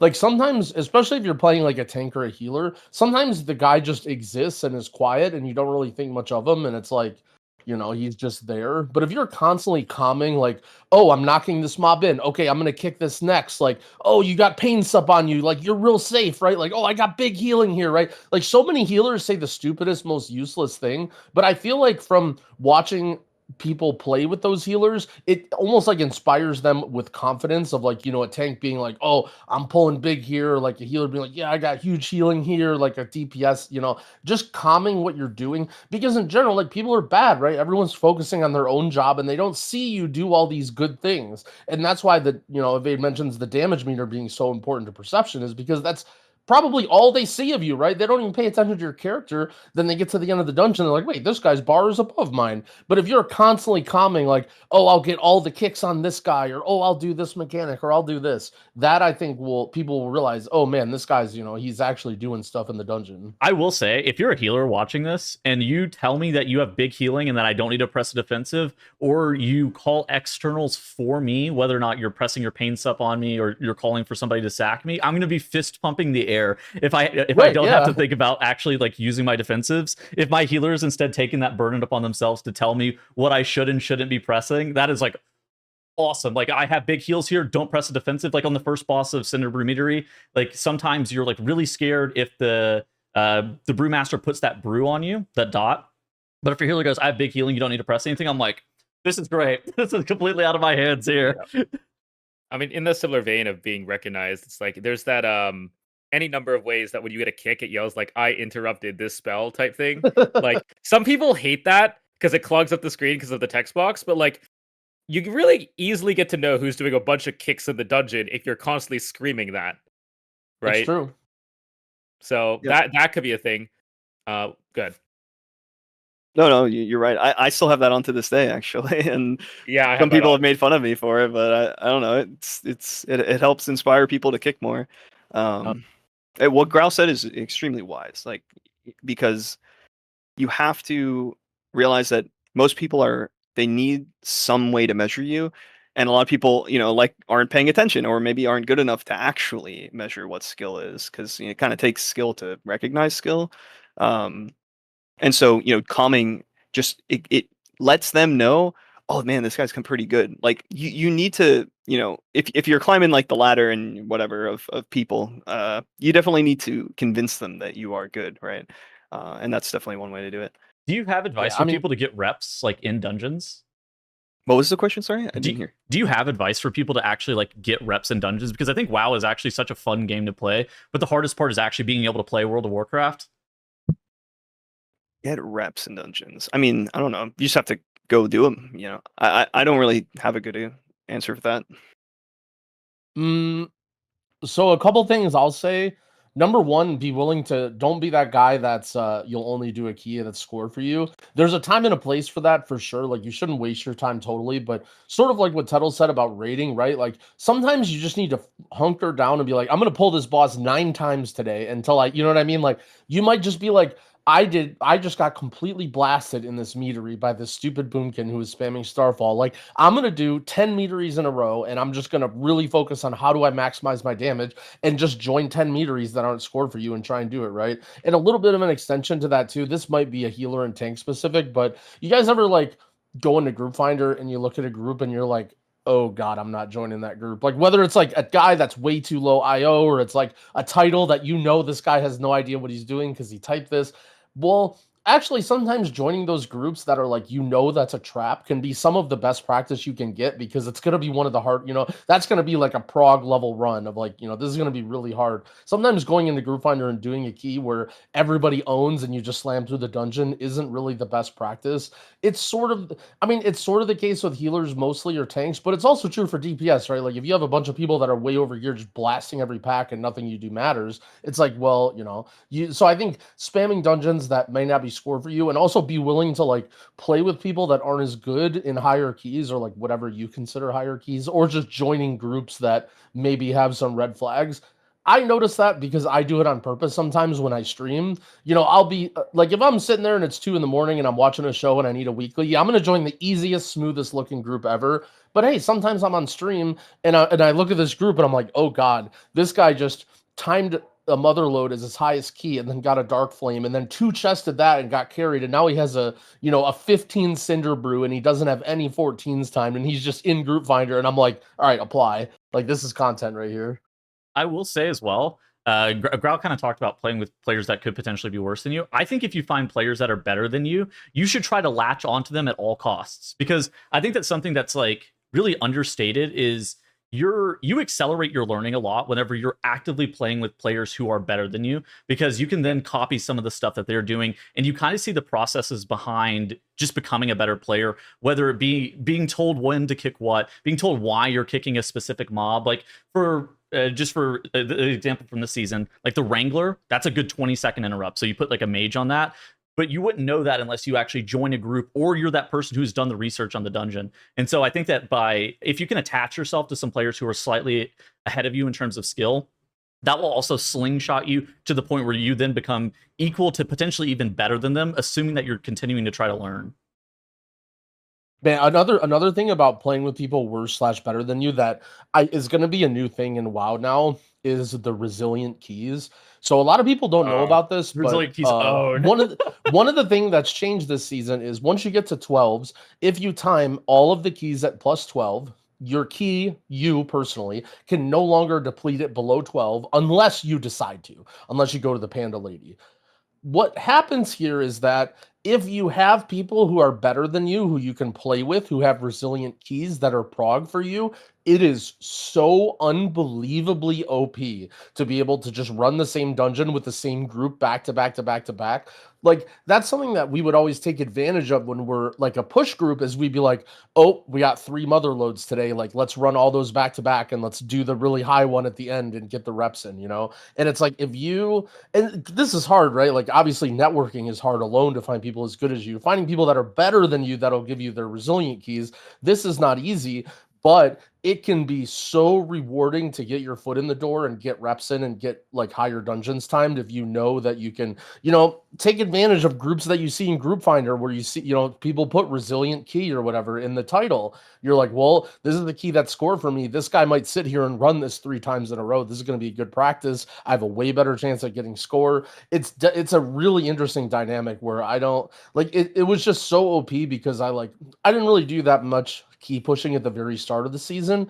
And then I was playing with a couple of my buddies who had resilient keys, and it's like, oh my gosh, like I'm catching up so fast. Like anytime you have those small dumb mistakes that would be like, oh, okay, go out, time to go 13. You're just like, nope, go back, run it again. Like, I don't know, resilient keys are insanely OP. Yeah, I mean, just watching some of the top end, just to echo that, like watching some of the top runs, the world first 17 Rookery, 18 Motherload. Tettles has some great videos on those that somehow a lot of people have watched, like they seem really interested in them. Like my entire guild knows that you can stand on top of the fucking boxes in Floodgate now and not get Sawblade. I don't like that has never happened before. I'm usually the one telling people this, but they all know now. So that's the stuff Red that you arrow can learn dip. from watching people. That's right. Red arrow dip. Man, I was doing that key today, and literally because I saw that video, I tried to jump on that box, and I just had Avade watching me because he was waiting to do the pod, and I just failed to jump on the box like 7 times, and he just bursts out laughing. He's like, "You are so stupid." But I'm just doing nothing because I'm a healer, and I'm just like, everyone's in bloodlust, like infinite pack CDs, is like, the yeah. pack's at 50%, and you're still trying to jump on the box. That is good. You got to jump on the drill and then the box. Oh damn. Okay. Yeah.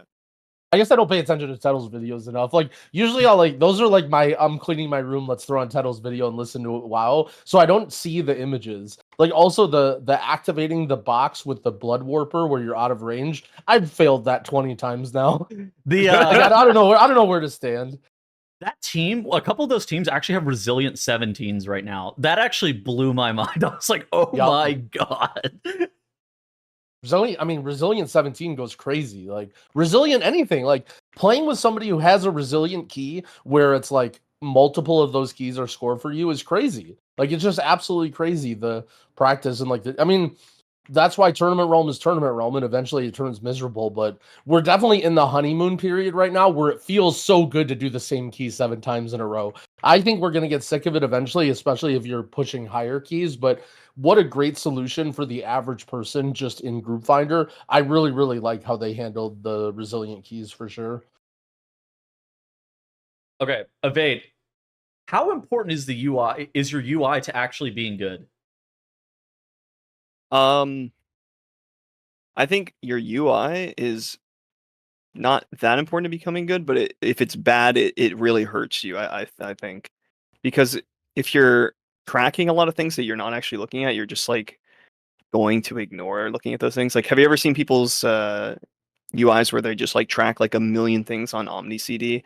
Like, I know for a Yes. fact nobody is looking at that. Like, that person is never looking at that, right? Just you know, track the things that you want to actually see is like a big piece of advice. Like I said in the beginning of the episode, one of the improvements that I made is that going into the War Within, I used to have 3 bars because the talent trees keep adding more and more and more abilities I have to track. I removed one of the bars, and I tracked those cooldowns in a different way somewhere else. But just putting my defensives in one bar where I can see them very clearly and nothing else is near it has actually been so helpful. Like, truly, believe it or not, like, because I can see at a glance every single button that I have in order. Like, I don't have my healthstone off to the left and then my defensives, below my bars. Like, they're all right next to each other. And I got rid of the bloat of tracking everything. I don't have to see my imprison all the time, but I do want to see, my blur and my netherwalk all the time, stuff like that. I think, but yeah, to answer the question more specifically, like, I think having a good UI is a little bit less important than just not having a bad UI. Try to have the things that actually make you make different decisions, like things that affect your decision making, should be the things that you have front and center in your screen. The things that don't really affect your decision making, you can put off to the side, or maybe you might even say, well, I don't even really need to look at that, right? Like, I don't have certain things tracked. Like, I don't have Sigil of Chains or Misery or Silence for my Vengeance Demon Hunter, which would be nice to know. But like, I've asked myself in the past, like, am I actually looking at this? And am I the person calling this stuff? No. So I just don't care. And so I literally just track my group defenses, because sometimes I like to micromanage my group and try and help them call stuff. But yeah. I certainly overtrack CC and group utility, but I'm also normally the person who's trying to call as much as humanly possible to try to remove the cognitive load off the rest of the group. Pedals, I was actually looking at your stream, and I actually think your Omni CD is good. I was actually pointed that out the other day, because you actually track not an abundance of things that you're not actually looking at, which I think is a good thing. Base in the same way CD is so bad. Like, yeah. In the same way that when you download Bigwigs, you should turn off all the sounds and then put on sounds for things that you actually want to hear. You should do the same thing with like your UI. Start with nothing and then add the things that actually matter. Okay, I probably need a chat box. I probably need a mini map. I probably need my cooldowns. I probably need to see my health somewhere. Don't start with like, let me get everything and just like, oh, okay, I don't need to see Spectral Sight or something like that. Start small, build up. Avade, can we do some VOD review here? I have a clip here. Could you do some VOD review for our friend this priest here? Oh my yeah. So clearly you can see the extractor to the left, with a little drill on top. That's where he needs to jump onto so that he can get on top of the box. He tried to go from the back and didn't really work out for him. You want to know the more egregious thing here too? Is that he doesn't have to actually go from the drill. He can actually jump on this box from the front side. Oh, really? The smaller box? Yeah. Yeah, I mean, it's totally fine that he's doing this because he's an Oracle Disc Priest, and so like nothing he does actually matters. So in this poll in particular, I'm just memeing. The best. Play the clip to the end. There's more. The clip. Wait, there's more. There's more. Hold on. Okay, all right. No, this is not my fault. This is not my fault. This is not my fault. This is a days of death. He's like, I give up. That's fine. Like, all right, time to heal, do some damage, and then the flamethrower comes out. Okay, unironically, just so everyone knows, is it if bugged? you have a Ret Paladin in your group, the flamethrower animation, or basically any frontal, like the last boss of Theater at the frontal, just stays where it is, but it actually moves and it's invisible. So you definitely want to get behind the Shreddinator and It's a red the solid last bug. pause. Okay, I don't Yeah. know how much he's memeing about this or like what. Oh, I'm but serious. I'm serious. Like genuinely, so we've been playing with Dazer's Ret a lot lately, and just when you play with Dazer's Ret, there are just like the frontal's just like bug. Like you saw that, right? It literally just wasn't anywhere near me, and it just kills me. That Today yeah, alert is a ret paladin bug. That's right. Tunnels will put that out on a video, and it'll get fixed. I mean, I'm not 100% sure it's a red paladin bug, but you know, we like to blame Dazer. So. No. One thing I want to go back to though, I really love the way that you put it's not so much about having a really good UI, it's about not having a bad UI. Because there's so many players who I watch who are really, really good and who just have this like classic WoW but barely any add-ons UI. And I always kind of look at it, I'm just like, man, I don't know how people play like that. Like I feel like they're missing so much information. But you know, ultimately all the information is there if you have the ability to see it and recognize it, whether it's the animations or the sounds. And the most important thing is that you don't have things covering those up, right? Like if you have, I feel like as a streamer, I notice a bad habit other people have is they sort of like to window shop for add-ons and weak auras and stuff. Like they'll just browse the stream. They'll be like, hey, that's cool. I want this weak aura. I want that weak aura. Hey, let me take your bigwigs profile. And it's like, well, the more that you do that and sort of like import stuff into your own UI without being thoughtful about it, the more you risk sort of like, you know, covering up stuff that you need to see or that you need to hear. And I think, unfortunately, taking ownership over your own UI and literally going through all the settings and doing everything you need, like it can be hard, especially if you're not familiar with WoW UI stuff. But if that's the case, then I think, you know, you should be as bare bones as possible until you're ready to, you know, like I think that's the biggest mistake you can make is having way too much stuff on your screen or too many sounds or whatever. Yeah, information overload is absolutely a problem for some people. There are some people that I know that have text to speech on literally every ability on every boss is text to speech, and I'm like, do you really need to know that, you know, the boss is casting this right now? No, you don't. But like one way that I think is really good is if you were to watch your VOD and you kind of look back at what was I actually paying attention to here? Do I ever actually look at this Omni CD? Do I need, you know, am I actually ever looking at these cooldowns? For Tettles, the answer is yes, but you may not. You know, tick tracker, you're probably looking at, you know, that kind of thing. Like I still use a scrolling battle text for some reason, but I like it for I like it for damage taken, not for damage done. So like I keep that, but I do look at that. So like it's Yeah, and tanks, and it's different between what role you play and what class you play. Like, for instance, you're talking about scrolling damage text to see the damage you're taking in. As a tank, that's important, right? Like, you need to see how much stuff hits you for just under certain mitigation. Same thing with like kicks and spell casts, right? You know, if you're DPS, for example, that's like, you know, responsible for kicking important shit, especially if you're pugging and you're not in comms, you may want to have like bigger notifications and sounds on some of the really, really deadly kicks.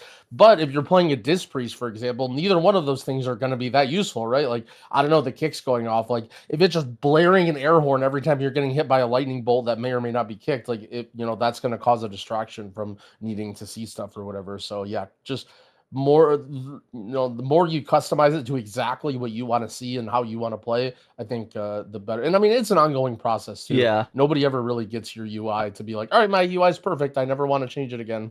I think audio cues, I think that's the thing that can overstimulate me the most. I don't know if everybody in this call is exactly the same way. I think the Terrathal pack actually overstimulates me a little bit with the amount of audio that Oh yeah, it's too much for sure. comes off that weak aura pack. The way that I think it, I don't know if I would go to Avade's extreme of like literally disabling every single thing in bigwigs and then re-adding them.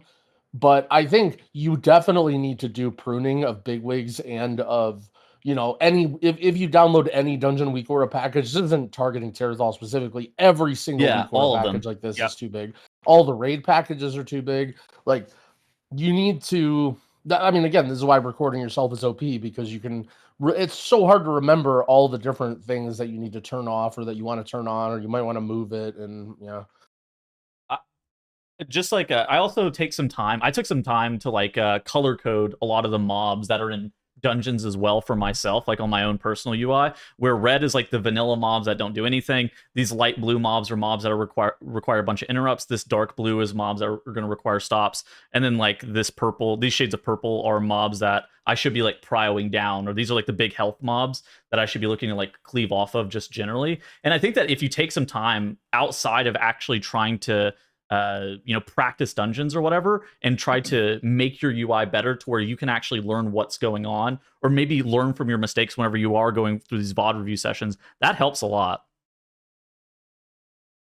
I have something to share that I don't know if you guys have shared in the past, but That's it. you guys are used to it. But it's it's the macro that lets you mark a target, set it to focus, and it does not overwrite other people's mark when you do it. And so the advantage of doing this is essentially you go into a key and you say, okay, I'm a shaman, I'm gonna get star, I'm the ret, I'm gonna get diamond, and I'm the demon hunter, I'm gonna get X. And you have this macro, and going into every single pull, you pick a mob that you need to interrupt, which is, that's the hard part, obviously, is picking the mob. But you pick the mob, it'll mark it. If somebody else also marked that same mob, your mark will not overwrite theirs, and then you'll see, oh, let's say I'm X and my friend marked star. I'll just go to this other mob that doesn't have a mark it X. That's my new focus. And this allows you to coordinate in keys which mobs you're going to kick instead of using a auto marker. The reason auto markers are not very good is while you could program it to have, prioritize star, then diamond, then X, and then say, okay, you get star, you get diamond, you get X. Sometimes you don't want your shaman to get whatever gets marked star randomly, right? And then you can also assign, like, oh, hey, X went through. Okay, that was the demon hunter. He missed his kick. It's super obvious, like, who messed up. And it's like, oh, nobody even marked an X in this pull. Well, you just didn't even mark. I think that this is good whenever you're playing with a coordinated group, and you have all five of your players or 4 of your players that have interrupts, if you're playing with a disc priest or whatever, that have this. I think it's actually super valuable whenever you're playing with a group like that. But whenever you're like pugging or you're playing with people who don't also have this, because you need everybody in your group to have this for it to be effective. I think that the auto marker I might disagree. I think be better if you're that guy, like if you're just like, I'm kicking everything with blue square, and then you mark stuff with blue square and you kick, like, I feel like that's still useful. Like worst case it's neutral and it doesn't do anything, but best case, like even if one guy in your team notices and never overkicks you, like it's got to be a net benefit even in pugs, right? Well, yeah, in a pug, probably. you 100% go in and say, hey guys, anything that is marked star is my priority kick. I'm going to kick all the star. You guys can kick other things. And then, assuming that they actually listen to you, boom, hopefully no kicks will be overlapped that way. Just make sure you don't use skull, because then everyone's just going to focus that mob every time you put skull. No. You got to be like DORKI. You make your skull so that it dies faster, so you don't have to kick anything anymore. Mine is skull. Well, that is the way. Mine literally is skull. Well, because everybody I don't want mine to be the same as somebody else's in my group, and nobody uses skull apparently, except for DORKI, who uses skull. And I've ran into very few issues using skull. You know the like the raid kick week aura that you can put in a note and it like auto marks. Or like blast an air horror when it's your kick type thing. Oh, yeah. Yeah, the kick rotation ones, yeah. Yeah. I'm surprised someone hasn't made something like that for Mythic Plus. People made those in MDI. Yep, that was definitely really. I know for sure Ambition, I think, used it, and I think Echo might have used it as well. I remember them specifically having kick rotation weak orders in Shadowlands. The problem is non-practiced dungeons. It's like really obnoxious. Well, I'm not specifically talking about like pre-made groups. I'm not even talking just for pugs. Like you hit the high priority kicks, the honey volley, the Wrangler, Bestial Wrath, like mark those spells and just do a basic note of like diamond, diamond is this person, diamond is triangle is this person, and then just letting like that way pugs just know what they're kicking throughout the entire dungeon. Yeah, I feel like maybe that would be good. It's hard because on one hand, I think WoW pugs would benefit a lot from like some sort of structure where it's, like, for instance, okay, when something is marked skull, to hit it, right? Like that's sort of something that's like universal in WoW, that like you could join a random group and that you sort of know what that means. if there was more of those sorts of things that like, you just learn when you're a noob and it just sort of exists, like, everyone has their marker, like blue means mage kick or whatever. But on the other hand, it's hard because like you don't really want to trust everyone to do their job, right? Like it's one thing to have, here's my marker and I'm going to do it and this is my responsibility, I'm taking this on. But then to like, to let's say you're in a +8 and everyone's like, all right, I'm Skull, I'm this, I'm that. Like, do you really trust every single one of those guys to just never fire your kick or whatever whenever it's their turn? I don't know if I would necessarily do that. I mean, it's true. Like, but I do think that some kind of organization for kicks would be very helpful for Pugs. Think about Cinderbrew, right? Like, how many mandatory kicks are there in a 10? It's the volley, it's the Beast of Wrath, and it's the healing. testers. The healing thing. 3 kicks and 2. Oh, like there's a max of 2. So realistically, if you wanted to, you could probably create an Airhorn weak aura for those 3 and just hard assign them or something. But like, it's a possibility. Just kind of a random thought there, considering we've been talking about this. Because it's the macro is great for organized groups, but for Pugs, like, not as good. Yeah, you'd have to convince other people to at least use it, or you could just use it yourself, and maybe that takes a little bit of a mental load off the other people. Like, oh, okay, if I see a star, I'm not going to kick it, but I'm not going to mark my own. I'm just going to kick random shit. Dude, do you remember whatever people were starting to? I think it was like late Shadowlands, where Max was trying to get people to adopt like an auto stop caller thing. Oh yeah, so basically, we're sort of at fault behind that because, like, during that time, it was just AoE stops were so insanely OP and so important. Like, you literally couldn't do these pulls in high keys without it. And we commented because Max was dabbling a little bit in M+, and I think he was playing Frosty K or whatever, and he was playing with us quite a bit. And of course, like, we're M+ idiots, so we're just like, okay, you do this, okay, this. We expect DORKI to call everything, but we do one dungeon with Max, and Max is like, why don't I make a weak aura for this, And so sure enough, he just sends it to his weak aura guy and comes back with like the auto kick rotation thing with the priority list. And of course, what happens when I put it on my stream or DORKI puts it on his stream? Oh my God, I need that. Every single person in the chat, where's the auto rotation thing? And yeah, that was kind of a flash in the pan, I think, for a season or two. But after they removed the AoE stops, I feel like it kind of disappeared. Or rather, stops recasting or whatever, spells recasting. Yeah.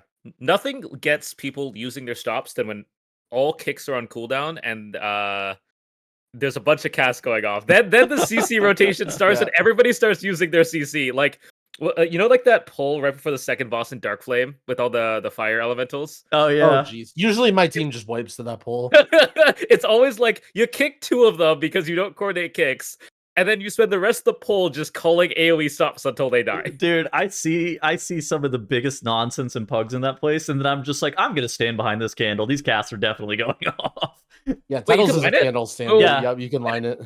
What the fuck? You can line both the AoE from the candle and the Fiend's debuff. Not soon. Why haven't you released Not that anymore. Well, sometimes I need it. Sometimes I got a line, bro. I don't know what you want from me. Okay, what do you think about some of the dungeon changes that have happened to this expansion with like I guess we can start with stops. Like, what have you been thinking? Have you been feeling about the stop changes? I think they're good. I don't think that having a million mobs that are casting one-shots on the entire group is like good. I think that the amount of stops that have been required in this season has been very reasonable. I think the number of kicks that have been required have been very reasonable. I like that they added the technology of those harpooners in Floodgate. Only one can cast at a time. Makes it a lot easier. Like, the game doesn't feel bad just because it was made easier with these changes. Like, it feels good, I think that's a good direction to keep going. Obviously, I think where they have it right now seems completely fine. I don't know what you guys think. Do you think there's too many stops in these dungeons, or it just feels better? I think across the board it feels noticeably better. I think that Priory is maybe the only dungeon where I'm like, oh my god, like. There's just so many casters in Priory, particularly like the mages and the priests, that it feels like a dungeon from last season. A little bit. There's a lot of AoE damage across like all of the dungeons. I feel like most situations it's fine. it creates sort of a thing where if you don't have knowledge of the dungeon, like if you're in a pug, it can be really, really bad. Like for example, the paladins in Priory, it's like, well, two of them are fine, but like as you pull more than two, the pull gets like exponentially more dangerous. Yeah. But as a tank, like you might see 2 packs and be like, all right, I'll pull these 2 packs, but it just happens to be 2 double paladin packs, and it's like your healer screams at you. And then same with like the mini bosses and like all the stuff at the beginning. Priory is definitely a little bit of an outlier for sure. Yeah. One thing I think from I haven't really been I guess I've been pugging a little more keys than watching some people pug keys, like higher keys, like the top of Group Finder. And one thing I've kind of noticed is like the dungeons being more simple lead to there's basically no room for error a lot of the time. Like when you pug a key, it kind of feels like you like as soon as something goes wrong, the key's just Jover. Maybe it was kind of like this last season too, or maybe it's always like this in pugs. I don't know. Maybe I'm clueless, but like I'll do a key and then like one of the barrels will go off in Cinder Brew and it'll kill 3 people. And it's like, well, GG. And everyone just walks out of the dungeon. And it's not even like, oh, they're leaving when it's timeable. It's like, that's really the only room that we had in this key because, it's not like we're playing with the best players in the world doing giga damage or whatever. And it sort of leads in that direction where the simpler things become mechanic wise, the more it becomes about damage and time. And it's definitely kind of a rough situation in pugs where it's like, it feels like one mistake that someone makes and then everybody's just done and the key's over and then you're back to Dornagal. I think it's a combination of peril. I mean, peril is still 15 seconds after you go above plus 12. So I think that peril is partially to blame for this, but I also think it's whenever we're playing with, like, say we're playing with DORKI or whatever, he's not going to let us deplete to the timer no matter what happens. He's going to be pulling big enough to where we are never, ever in a million years depleting a key to a timer. We are going to wipe to the dungeon before that happens. We might actually have to wipe to the dungeon twice before that happens. But in a pug, they're going to play a lot more conservative of a route. And I think that that's actually a really big deal. Or like that situation, kind of like you're saying, where whenever they're playing a more conservative route, they have a lot less room for making a large mistake, like a wipe or something like that, than a group who is playing to make sure that they're never depleting to the timer. I think that's a big thing that this season is the packs individually are a lot less deadly, and so you are combining a lot of pulls, right? Like 2 pulls, maybe not in Priory, but in Cinder Brew, especially like you're doing 2 pulls at a time, or other places like. I'm talking like 10s here for pugs, not 10s to 12s, not, the super high end. Last season, if you pulled 2 packs at a time, you just die. Now, you definitely can. In high end groups, you're expected to heal minimum 4, potentially 5 paladins in Priory. Like, there is a pull that is 5 paladins, and you're like, oh, yep, you were supposed to heal that. That's your lust pull, but. That's the gauntlet. That being the expectation to heal that pull is. I find that pull awful. Is that the entire area after the first boss, I assume? Yep, it is everything. Okay. Which it's a good lust. I'm surprised that Toll never got nerfed. I feel like it deserved a very small nerf. Well, it did get nerfed. It got nerfed with Fortified this week. Okay. Fair. I mean, it's unfortunately true. That's something that we haven't mentioned. This was Fortified. This was so weird, by the way. Apparently, Fortified was doing 30% bonus damage instead of the stated 20, and then they were like, "Yep, that's on us." And then they nerfed all the dungeons by 10% damage whenever you have Fortified active. I think this is the second time in WoW history now, single-handedly, Ortimus has found something in logs based off of damage numbers that was like a very long-term major problem in the tuning of the dungeons. Because he also was the one who found when what was it? Ellie Shaman at the beginning of the expansion? Oh. No. Remember when one of the it was in the beta, like the week before the game came out, when one of the affixes wasn't even working? The Zealot's Guile, yeah. The Guile only had 20% health. It didn't also have 20% damage. Yeah. So if people don't remember or weren't around, so basically we beta tested like all the dungeons, played them a ton, they were tuning them. Then a week before the game came out, we learned that every single mob in every single dungeon did 20% less damage than it should. And then they fixed it and then shipped the game live. And it's just like, wait a second. Okay. Avade, don't want to keep you too much longer. Anything else that you want to cover in terms of like how to get good as a player? I want to keep you long. What the hell? I think something else that a friend of mine, Speedy, was telling me about one time is a good idea is to not ego mechanics. Sometimes when somebody links a weak aura in a raid group, and it's like, hey guys, get the weak aura. You know, it tells you if you accidentally picked up the thing on one arm bandit so you can dunk. You might go, dude, I'm not gonna mess that up, right? Just download the weak aura. You know, like, and it also comes to times where you might think like you might mess up a mechanic, you might die to it and be like, oh, you know, I just wasn't paying attention. You know, sometimes it's better to catch yourself early so that you don't keep making the same mistake. And like, it's like if you really need a text to speech for something and you're like, oh, text to speech is cringe, I don't want that. You know, just get it. You know, like do what it takes to improve your gameplay. And I think sometimes, you know, just it sucks. You know, you don't want to download this random weak aura, but you know, if it prevents a wipe and it prevents you from making a mistake, then you just yourself a better player. So Man, I'm gonna comment on that because we get a GROWL raid story that I love the way that you put that. Don't ego mechanics. Okay, so on Styx, Bunk Junker, or whatever, the roly poly boss, one of the major mechanics of that boss is it brings these 4 pillars up and they electrocute 4 people. And the first time I died to it, I was like in the middle of a disc ramp or whatever, and I didn't even notice it was on me. And so I went into Bigwigs and I changed it so it played a different sound, so I knew it was on me. Then for the rest of Prague, every single time it was on me, I had a defensive and I pressed it and it was used and I never died to it again. However, after I did it, I basically said out loud because I thought it was a good idea and I wanted people to do it because I'm a disc priest and I can't spot heal. I'm like, hey, you guys should do this. Go into your bigwigs, put this pillar on a sound and then do it. And then what happens the next pull? 2 people die to the pillar. Next pull, 2 people die to the pillar. And it's just over and over and over again. And then like 10 pulls later, I'm like, hey guys, like put this pillar on. And I just know 50 pulls later that these idiots still didn't put the pillar sound on because they're just going from full to 0 without pressing a single freaking button. And it's like, dude, just put an air horn or anything on these mechanics. Like a very like we're talking about UI, a very basic thing you can do is like, if you die to a mechanic or don't notice a mechanic, go into your big wigs, your little wigs, find the mechanic, put a sound on there, just anything that you know that that's going to go off, and you'll literally never miss it again.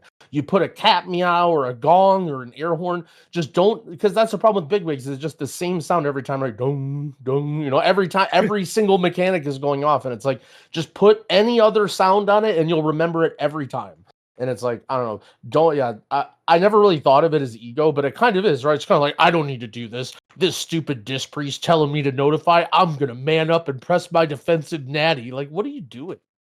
yeah, I also think that you know, what you brought up is also really good because, you know, it's really important to learn from other people's mistakes if you really want to save time. You know, like especially playing in the race for a long time. You know, one of the skills that players have in the race is that like they're really good on the very first pull, and anytime somebody else makes a mistake, you're like you notice that. You want to know like what did he do? Oh, okay. It can come out from over the coin can come out from over there. I'm just not going to stand it over there. And being able to learn from your teammates' mistakes is very important. I actually do this in Final Fantasy. Is, you know, my friends will mess up and I'll be like, can you show me their mistake? And they'll be like, I just messed up. Can we just pull again? I'm like, no, I want to learn from what you just did. Like, I do not want to make the same mistake as you. This isn't about me looking at your mistake and saying, haha, look, you messed up. It's like, I want to not make that mistake. And it usually surprises people because they're like, do you really mean that? And it's like, yes, like I want to not make that mistake. So yeah, it's very important. Yeah, that's like literally an episode on how to get good at raiding now, because I'm just having nightmare flashbacks of my guild again that you mentioned that. And it's literally like the bombs on what is the next boss? Sprocket, where it's like, you know, 4 people get assigned a color, and on everyone's screen it says pop the color, but really you have to wait till it's your turn and there's a little timer on it, but it's not really obvious right away. If you're an idiot, you look at it and you say, oh, pop red, and you run into red, but someone else pops theirs. And it's like literally the first pull, it happens, right? And some guy goes, it said pop red. And then we go, no, dude, you have to wait for the number. There's a number. And then when it goes to 0, then you pop it. And it's like, oh. And then the next pull, oh, some other person gets red. They run headfirst into it, blow the raid up again. It said pop red on my screen. It's like, where were you 60 seconds ago when we just went over this and it just happened and they told us what happened and we told it, like, oh. Is GROWL making it to Gallywix, guys? No, he's not. Dude, that's whenever your raid leader starts scolding people for not paying attention. GROWL's crashing out already. The How is raid going, GROWL? Sprocket or what I made it? We killed Sprocket. We have not pulled One Arm Bandit yet. We took 106 pulls on Sprocket. It was quite a difficult boss for us. We are unfortunately already running into the part where people are getting ragey about loot and people are like, oh, I don't want to raid. And then people are getting benched for other people. And then some random guy applies to the guild and we take him because he has good logs. And then, yeah, I don't know. It's luckily the end of the raid is not super hard. So like we're already through a lot of the hard stuff, right? We just have like Muggsy and One Arm to go. But yeah, we're definitely getting, I don't know. It's been hard. The worst part is there's this super OP healer trinket. It drops from Bunker Junker or whatever Sprocket. Sorry, to me they have the same name. They're the same boss. It drops from Sprocket. I've killed that boss in a split of 30 people on heroic every single week since the raid came out, where I get the trinket if it drops. And now we've killed it on Mythic and I haven't gotten it. And so I ran my Mistweaver and my Druid through the raid this week and I got the trinket on both of those characters and I still don't have it on my main priest and it's really, really annoying. You just gotta call it right before it drops. Yeah, I tried to die. Like you know how like the dumbest person in the raid who like messes up the pull always gets the loot. I try to be that guy. Like, I try and grip people off the edge to try and, and I just can't get the trinket to drop. But I don't know, things are okay. It's really annoying because we're like overhealing every fight because we're sort of like in the range where the bosses are getting nerfed just as we're getting to them, and so they're not a tight DPS check, and we can run 4 heal on these 3 heal fights, and that's why I'm telling that's my excuse for why my parses are bad. So it looks like I'm not doing that well at Dispriest because we're just overhealing every fight, and there's nothing I can do because of these padding idiot Mistweavers. But besides that, things have been good. Avade, do you have any advice for him on how to get good? I have no. How many pulls on Sprocket do you think it would take Avade to get a better parse on Dispriest? Like if we just put Avade into Drogo's raid, and how do you think like probably 1 hour until he's a better Dispriest than me? Wait, how much time you say I get randomly teleported in your raid and I have 1 hour to practice? I'd be horrible.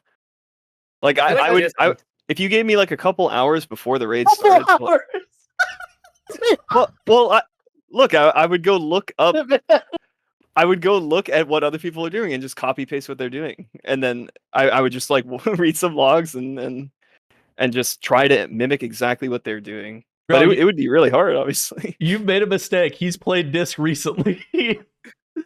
Yeah, GROWL messaged me and he said, I was like talking about tanking, and he's just like, just anything but heal. Like, just don't heal. I'm like, why? Yeah, don't heal. We do not need Evade healing in M+. I'm out of a job. If that's it's okay. I quit healing because I can't deal with my friends not pressing their defensives. Breaks me down too much. All right, Avade, where can people find you? Nowhere. All right. You can't. That's why you're here, and now you're gone. Evade was on Potty C. Evade is on the bench. He's never gonna stream again. You'll never hear him again. Look forward to the next time he's on when we guilt him in 2 years. I was considering starting streaming, but I don't really. I'm a little busy this next week, but maybe I'll start streaming in the week after. You should. There's honestly people that come in my. I mean, I'm pretty sure anybody that you play with, you're one of those guys that like you just have like fans that lurk in the chat that are like, "Dang, I wish Evade streamed." Oh my god, is this BOD? Is this the last time he streamed? Well, no, this is the last time he streamed, but this is my favorite clip of Evades of all time. This is right after BDG has downed Stormwall Blockade, and Evade realizes that he is top. Take a look at the damage meter here. We're at the top of the damage meter. We've won. We've defeated the boss. And now we are using the rocket boots that we have just worn to kill Stormwall Blockade to jump into the water. Good times. I was at the top of the mountain by Mechatork, and I told my friend in Say Chat, "Hey yo, I'll race you to the boss." So I put on the boots and I beat him by a mile. And then I forgot to take them off. I could have did a lot more if I had my correct boots on though. Thank you so much for coming on, Evade. Thanks for having me. Always a pleasure, man. I love talking about how to get better at the game and helping people improve, and I appreciate you having me here. All right, that was cool. Always nice to catch up with Evade and kind of see what's going on with him. Hopefully, he starts streaming again. I don't know if he was actually being serious whenever he was saying that maybe he's gonna start streaming. Yeah, that again. was actually sick. I don't know if that was like serious or what. I think so. To be honest, we asked Avade. We talked to him about like doing a podcast or whatever, and initially he just said no. Generally, like kind of a private person, just plays the game, but he has so many good ideas, and he used to stream a lot. And I think after he's like, maybe this isn't so bad. Maybe I will stream it. He seemed like he genuinely considered it, so that would be certainly awesome if he ever does. He has just a way of explaining information to players too that I think anybody who watches him or like learns from him can like grow as a player rather quickly. So if he starts streaming again, I would definitely check that out because that is quite good. Yeah, I mean, yes, I completely agree. Okay. He's very direct and very literal. He'll, say something and it'll sound almost like, not to say condescending, but it sort of does sound like that because it's so simple and boiled down. But it like, that's just, a skill that he has is like breaking things down to the most important parts or whatever. What is this? What? I don't Use even the right arrow key. At first, I thought that was some crazy message to me that Tettles was trying to. I'm like, what is going on? I don't even know what I just did. Anyways, okay, so for cool stuff I found, I was looking at a VOD, and I figured out that Kira had his range DPS standing atop this house in the middle of Operation Floodgate. And what this does is it keeps the mecha drones, whenever they cast the move ability, whenever they would actually like move out of melee range, if it casts it on a player that's up on top of this roof, it actually doesn't move out of melee range at all, the Dark Storm cast. And you can see those mobs just stay permanently stacked. And that is a huge deal for this boss. That's pretty cool. All right, my tip is don't do this if you're playing with a Mistweaver. The downside of doing this is that there is a Blood Warper that like stands right here. So the first pull of this dungeon probably has to involve this Blood Warper with a Bloodlust.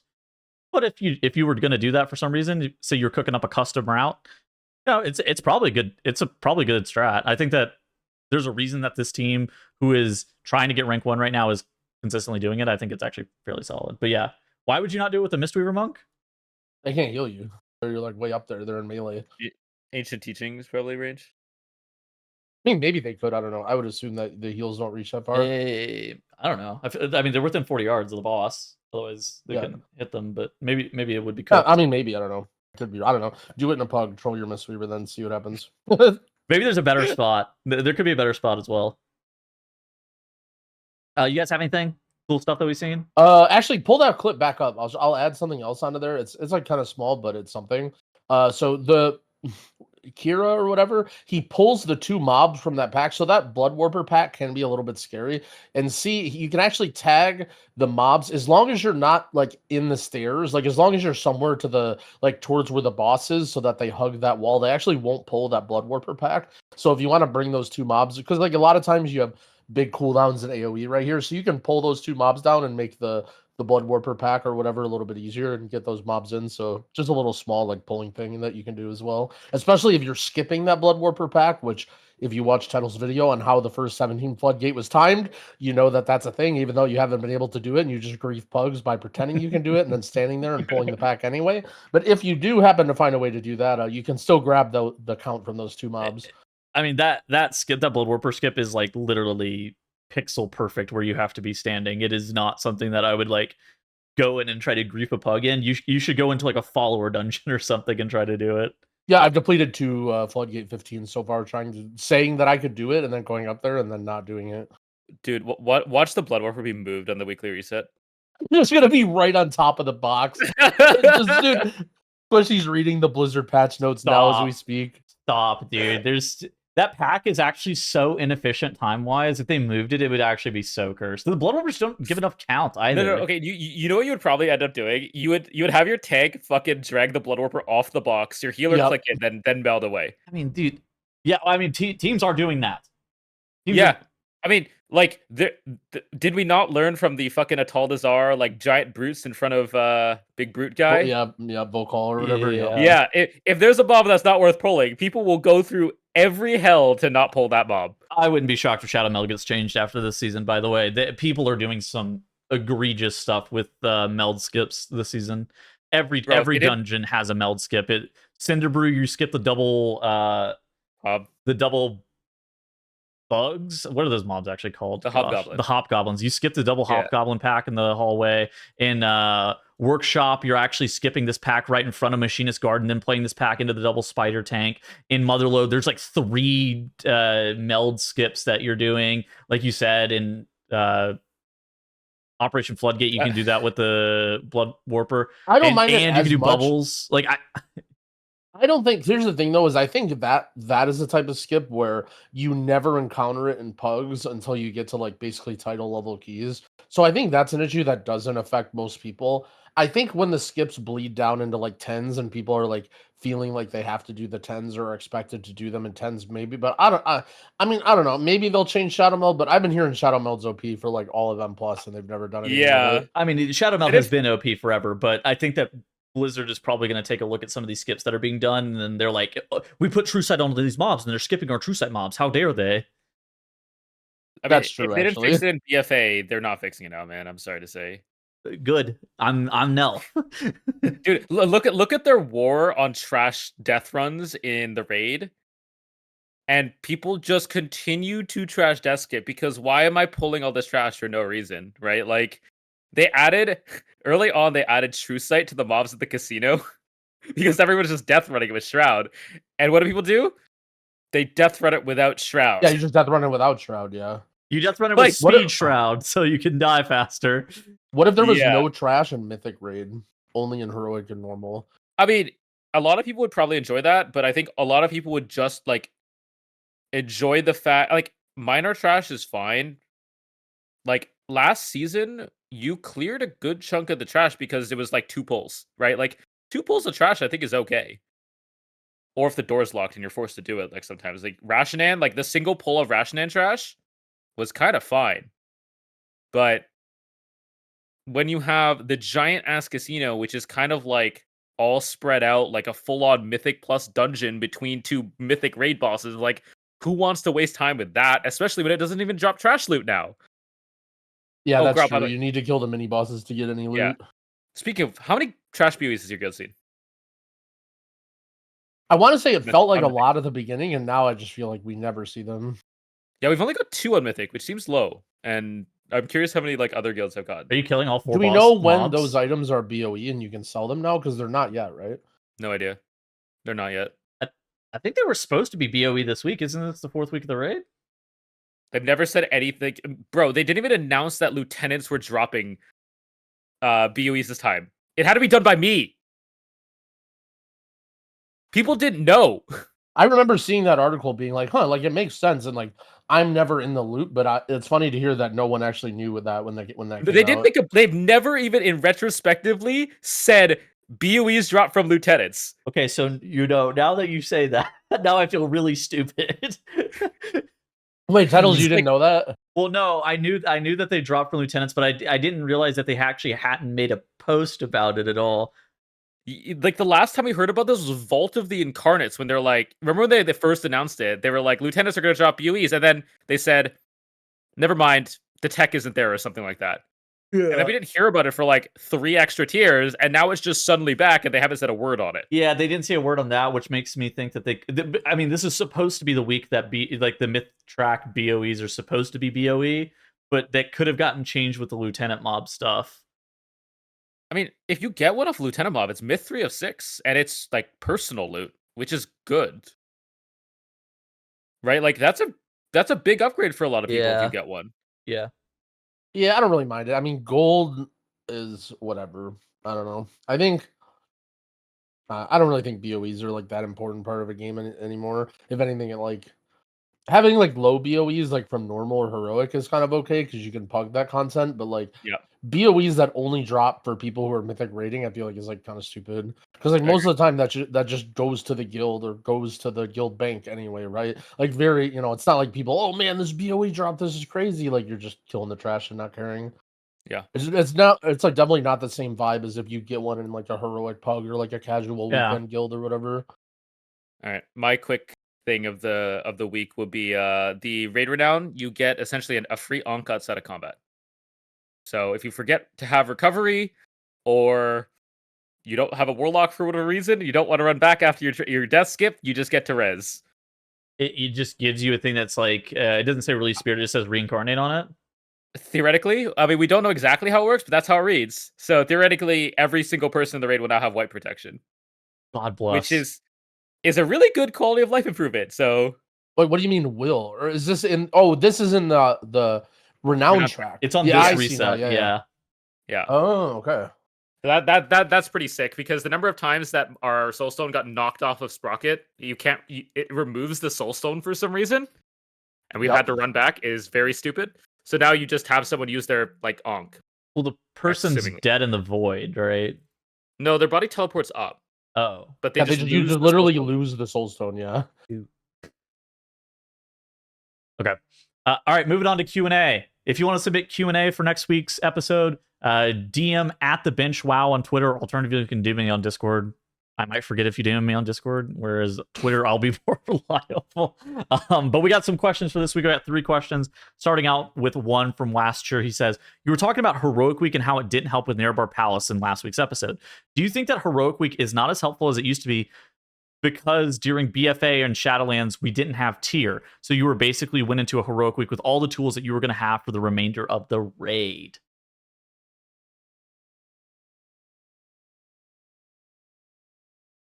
Yes and no. I feel like tier is a part of it. I feel like there's a lot of parts of it, and that's sort of why it's difficult. Of like, people not having the tier, getting certain trinkets from the raid that might be very powerful. Like item level gain from week 1 to week 2 has changed from patch to like they've changed how much power level you've gained in the first 2 weeks in the last like 5 patches. Literally every single patch is like, oh, crest unlock this week or that week, or you can craft an item first week, or you have 2 crafts, and it's like they've done so much tuning to the items that I think it's definitely harder for them. Yeah, I don't know. It's hard because like you look at this raid and it's really hard to advocate for no heroic week again, right? Because the tuning of this raid was just so off, and the race to world first was just so like not very exciting. But I don't know. I still don't really like the whole patch week comes out, you don't get to do anything, and then the raid comes out and it's like only the raid, and you don't get to do anything else but the raid. And Yeah. it's like I want to do dungeons. Like to me, I guess to me, the gameplay loop of WoW has always been you level up your guy, you do the campaign, then you do dungeons and you farm up and you prepare for the raid. And the raid is sort of like, the thing that comes out last or whatever. And so having like the raid come out first and like having dungeon loot, like, oh, next week we get better Mythic Plus loot, for example, is like just weird to me. But I don't know. I mean, I'm not like a big hater of Heroic Week. It just seems like there's not necessarily a correlation. Like, yeah, this raid was tuned bad and had no heroic week, but there's been well-tuned raids with no heroic week and poorly tuned raids with a heroic week. Yeah. I was going to I say, think were the BFA and Shadowlands raids actually tuned well with the heroic weeks? Like, were they actually tuned that much better? Tuning is hard because, like, traditionally, one thing that was pretty funny is, so a lot of people have been talking about, oh, like, this is the hardest 4th boss the raid's ever had or whatever.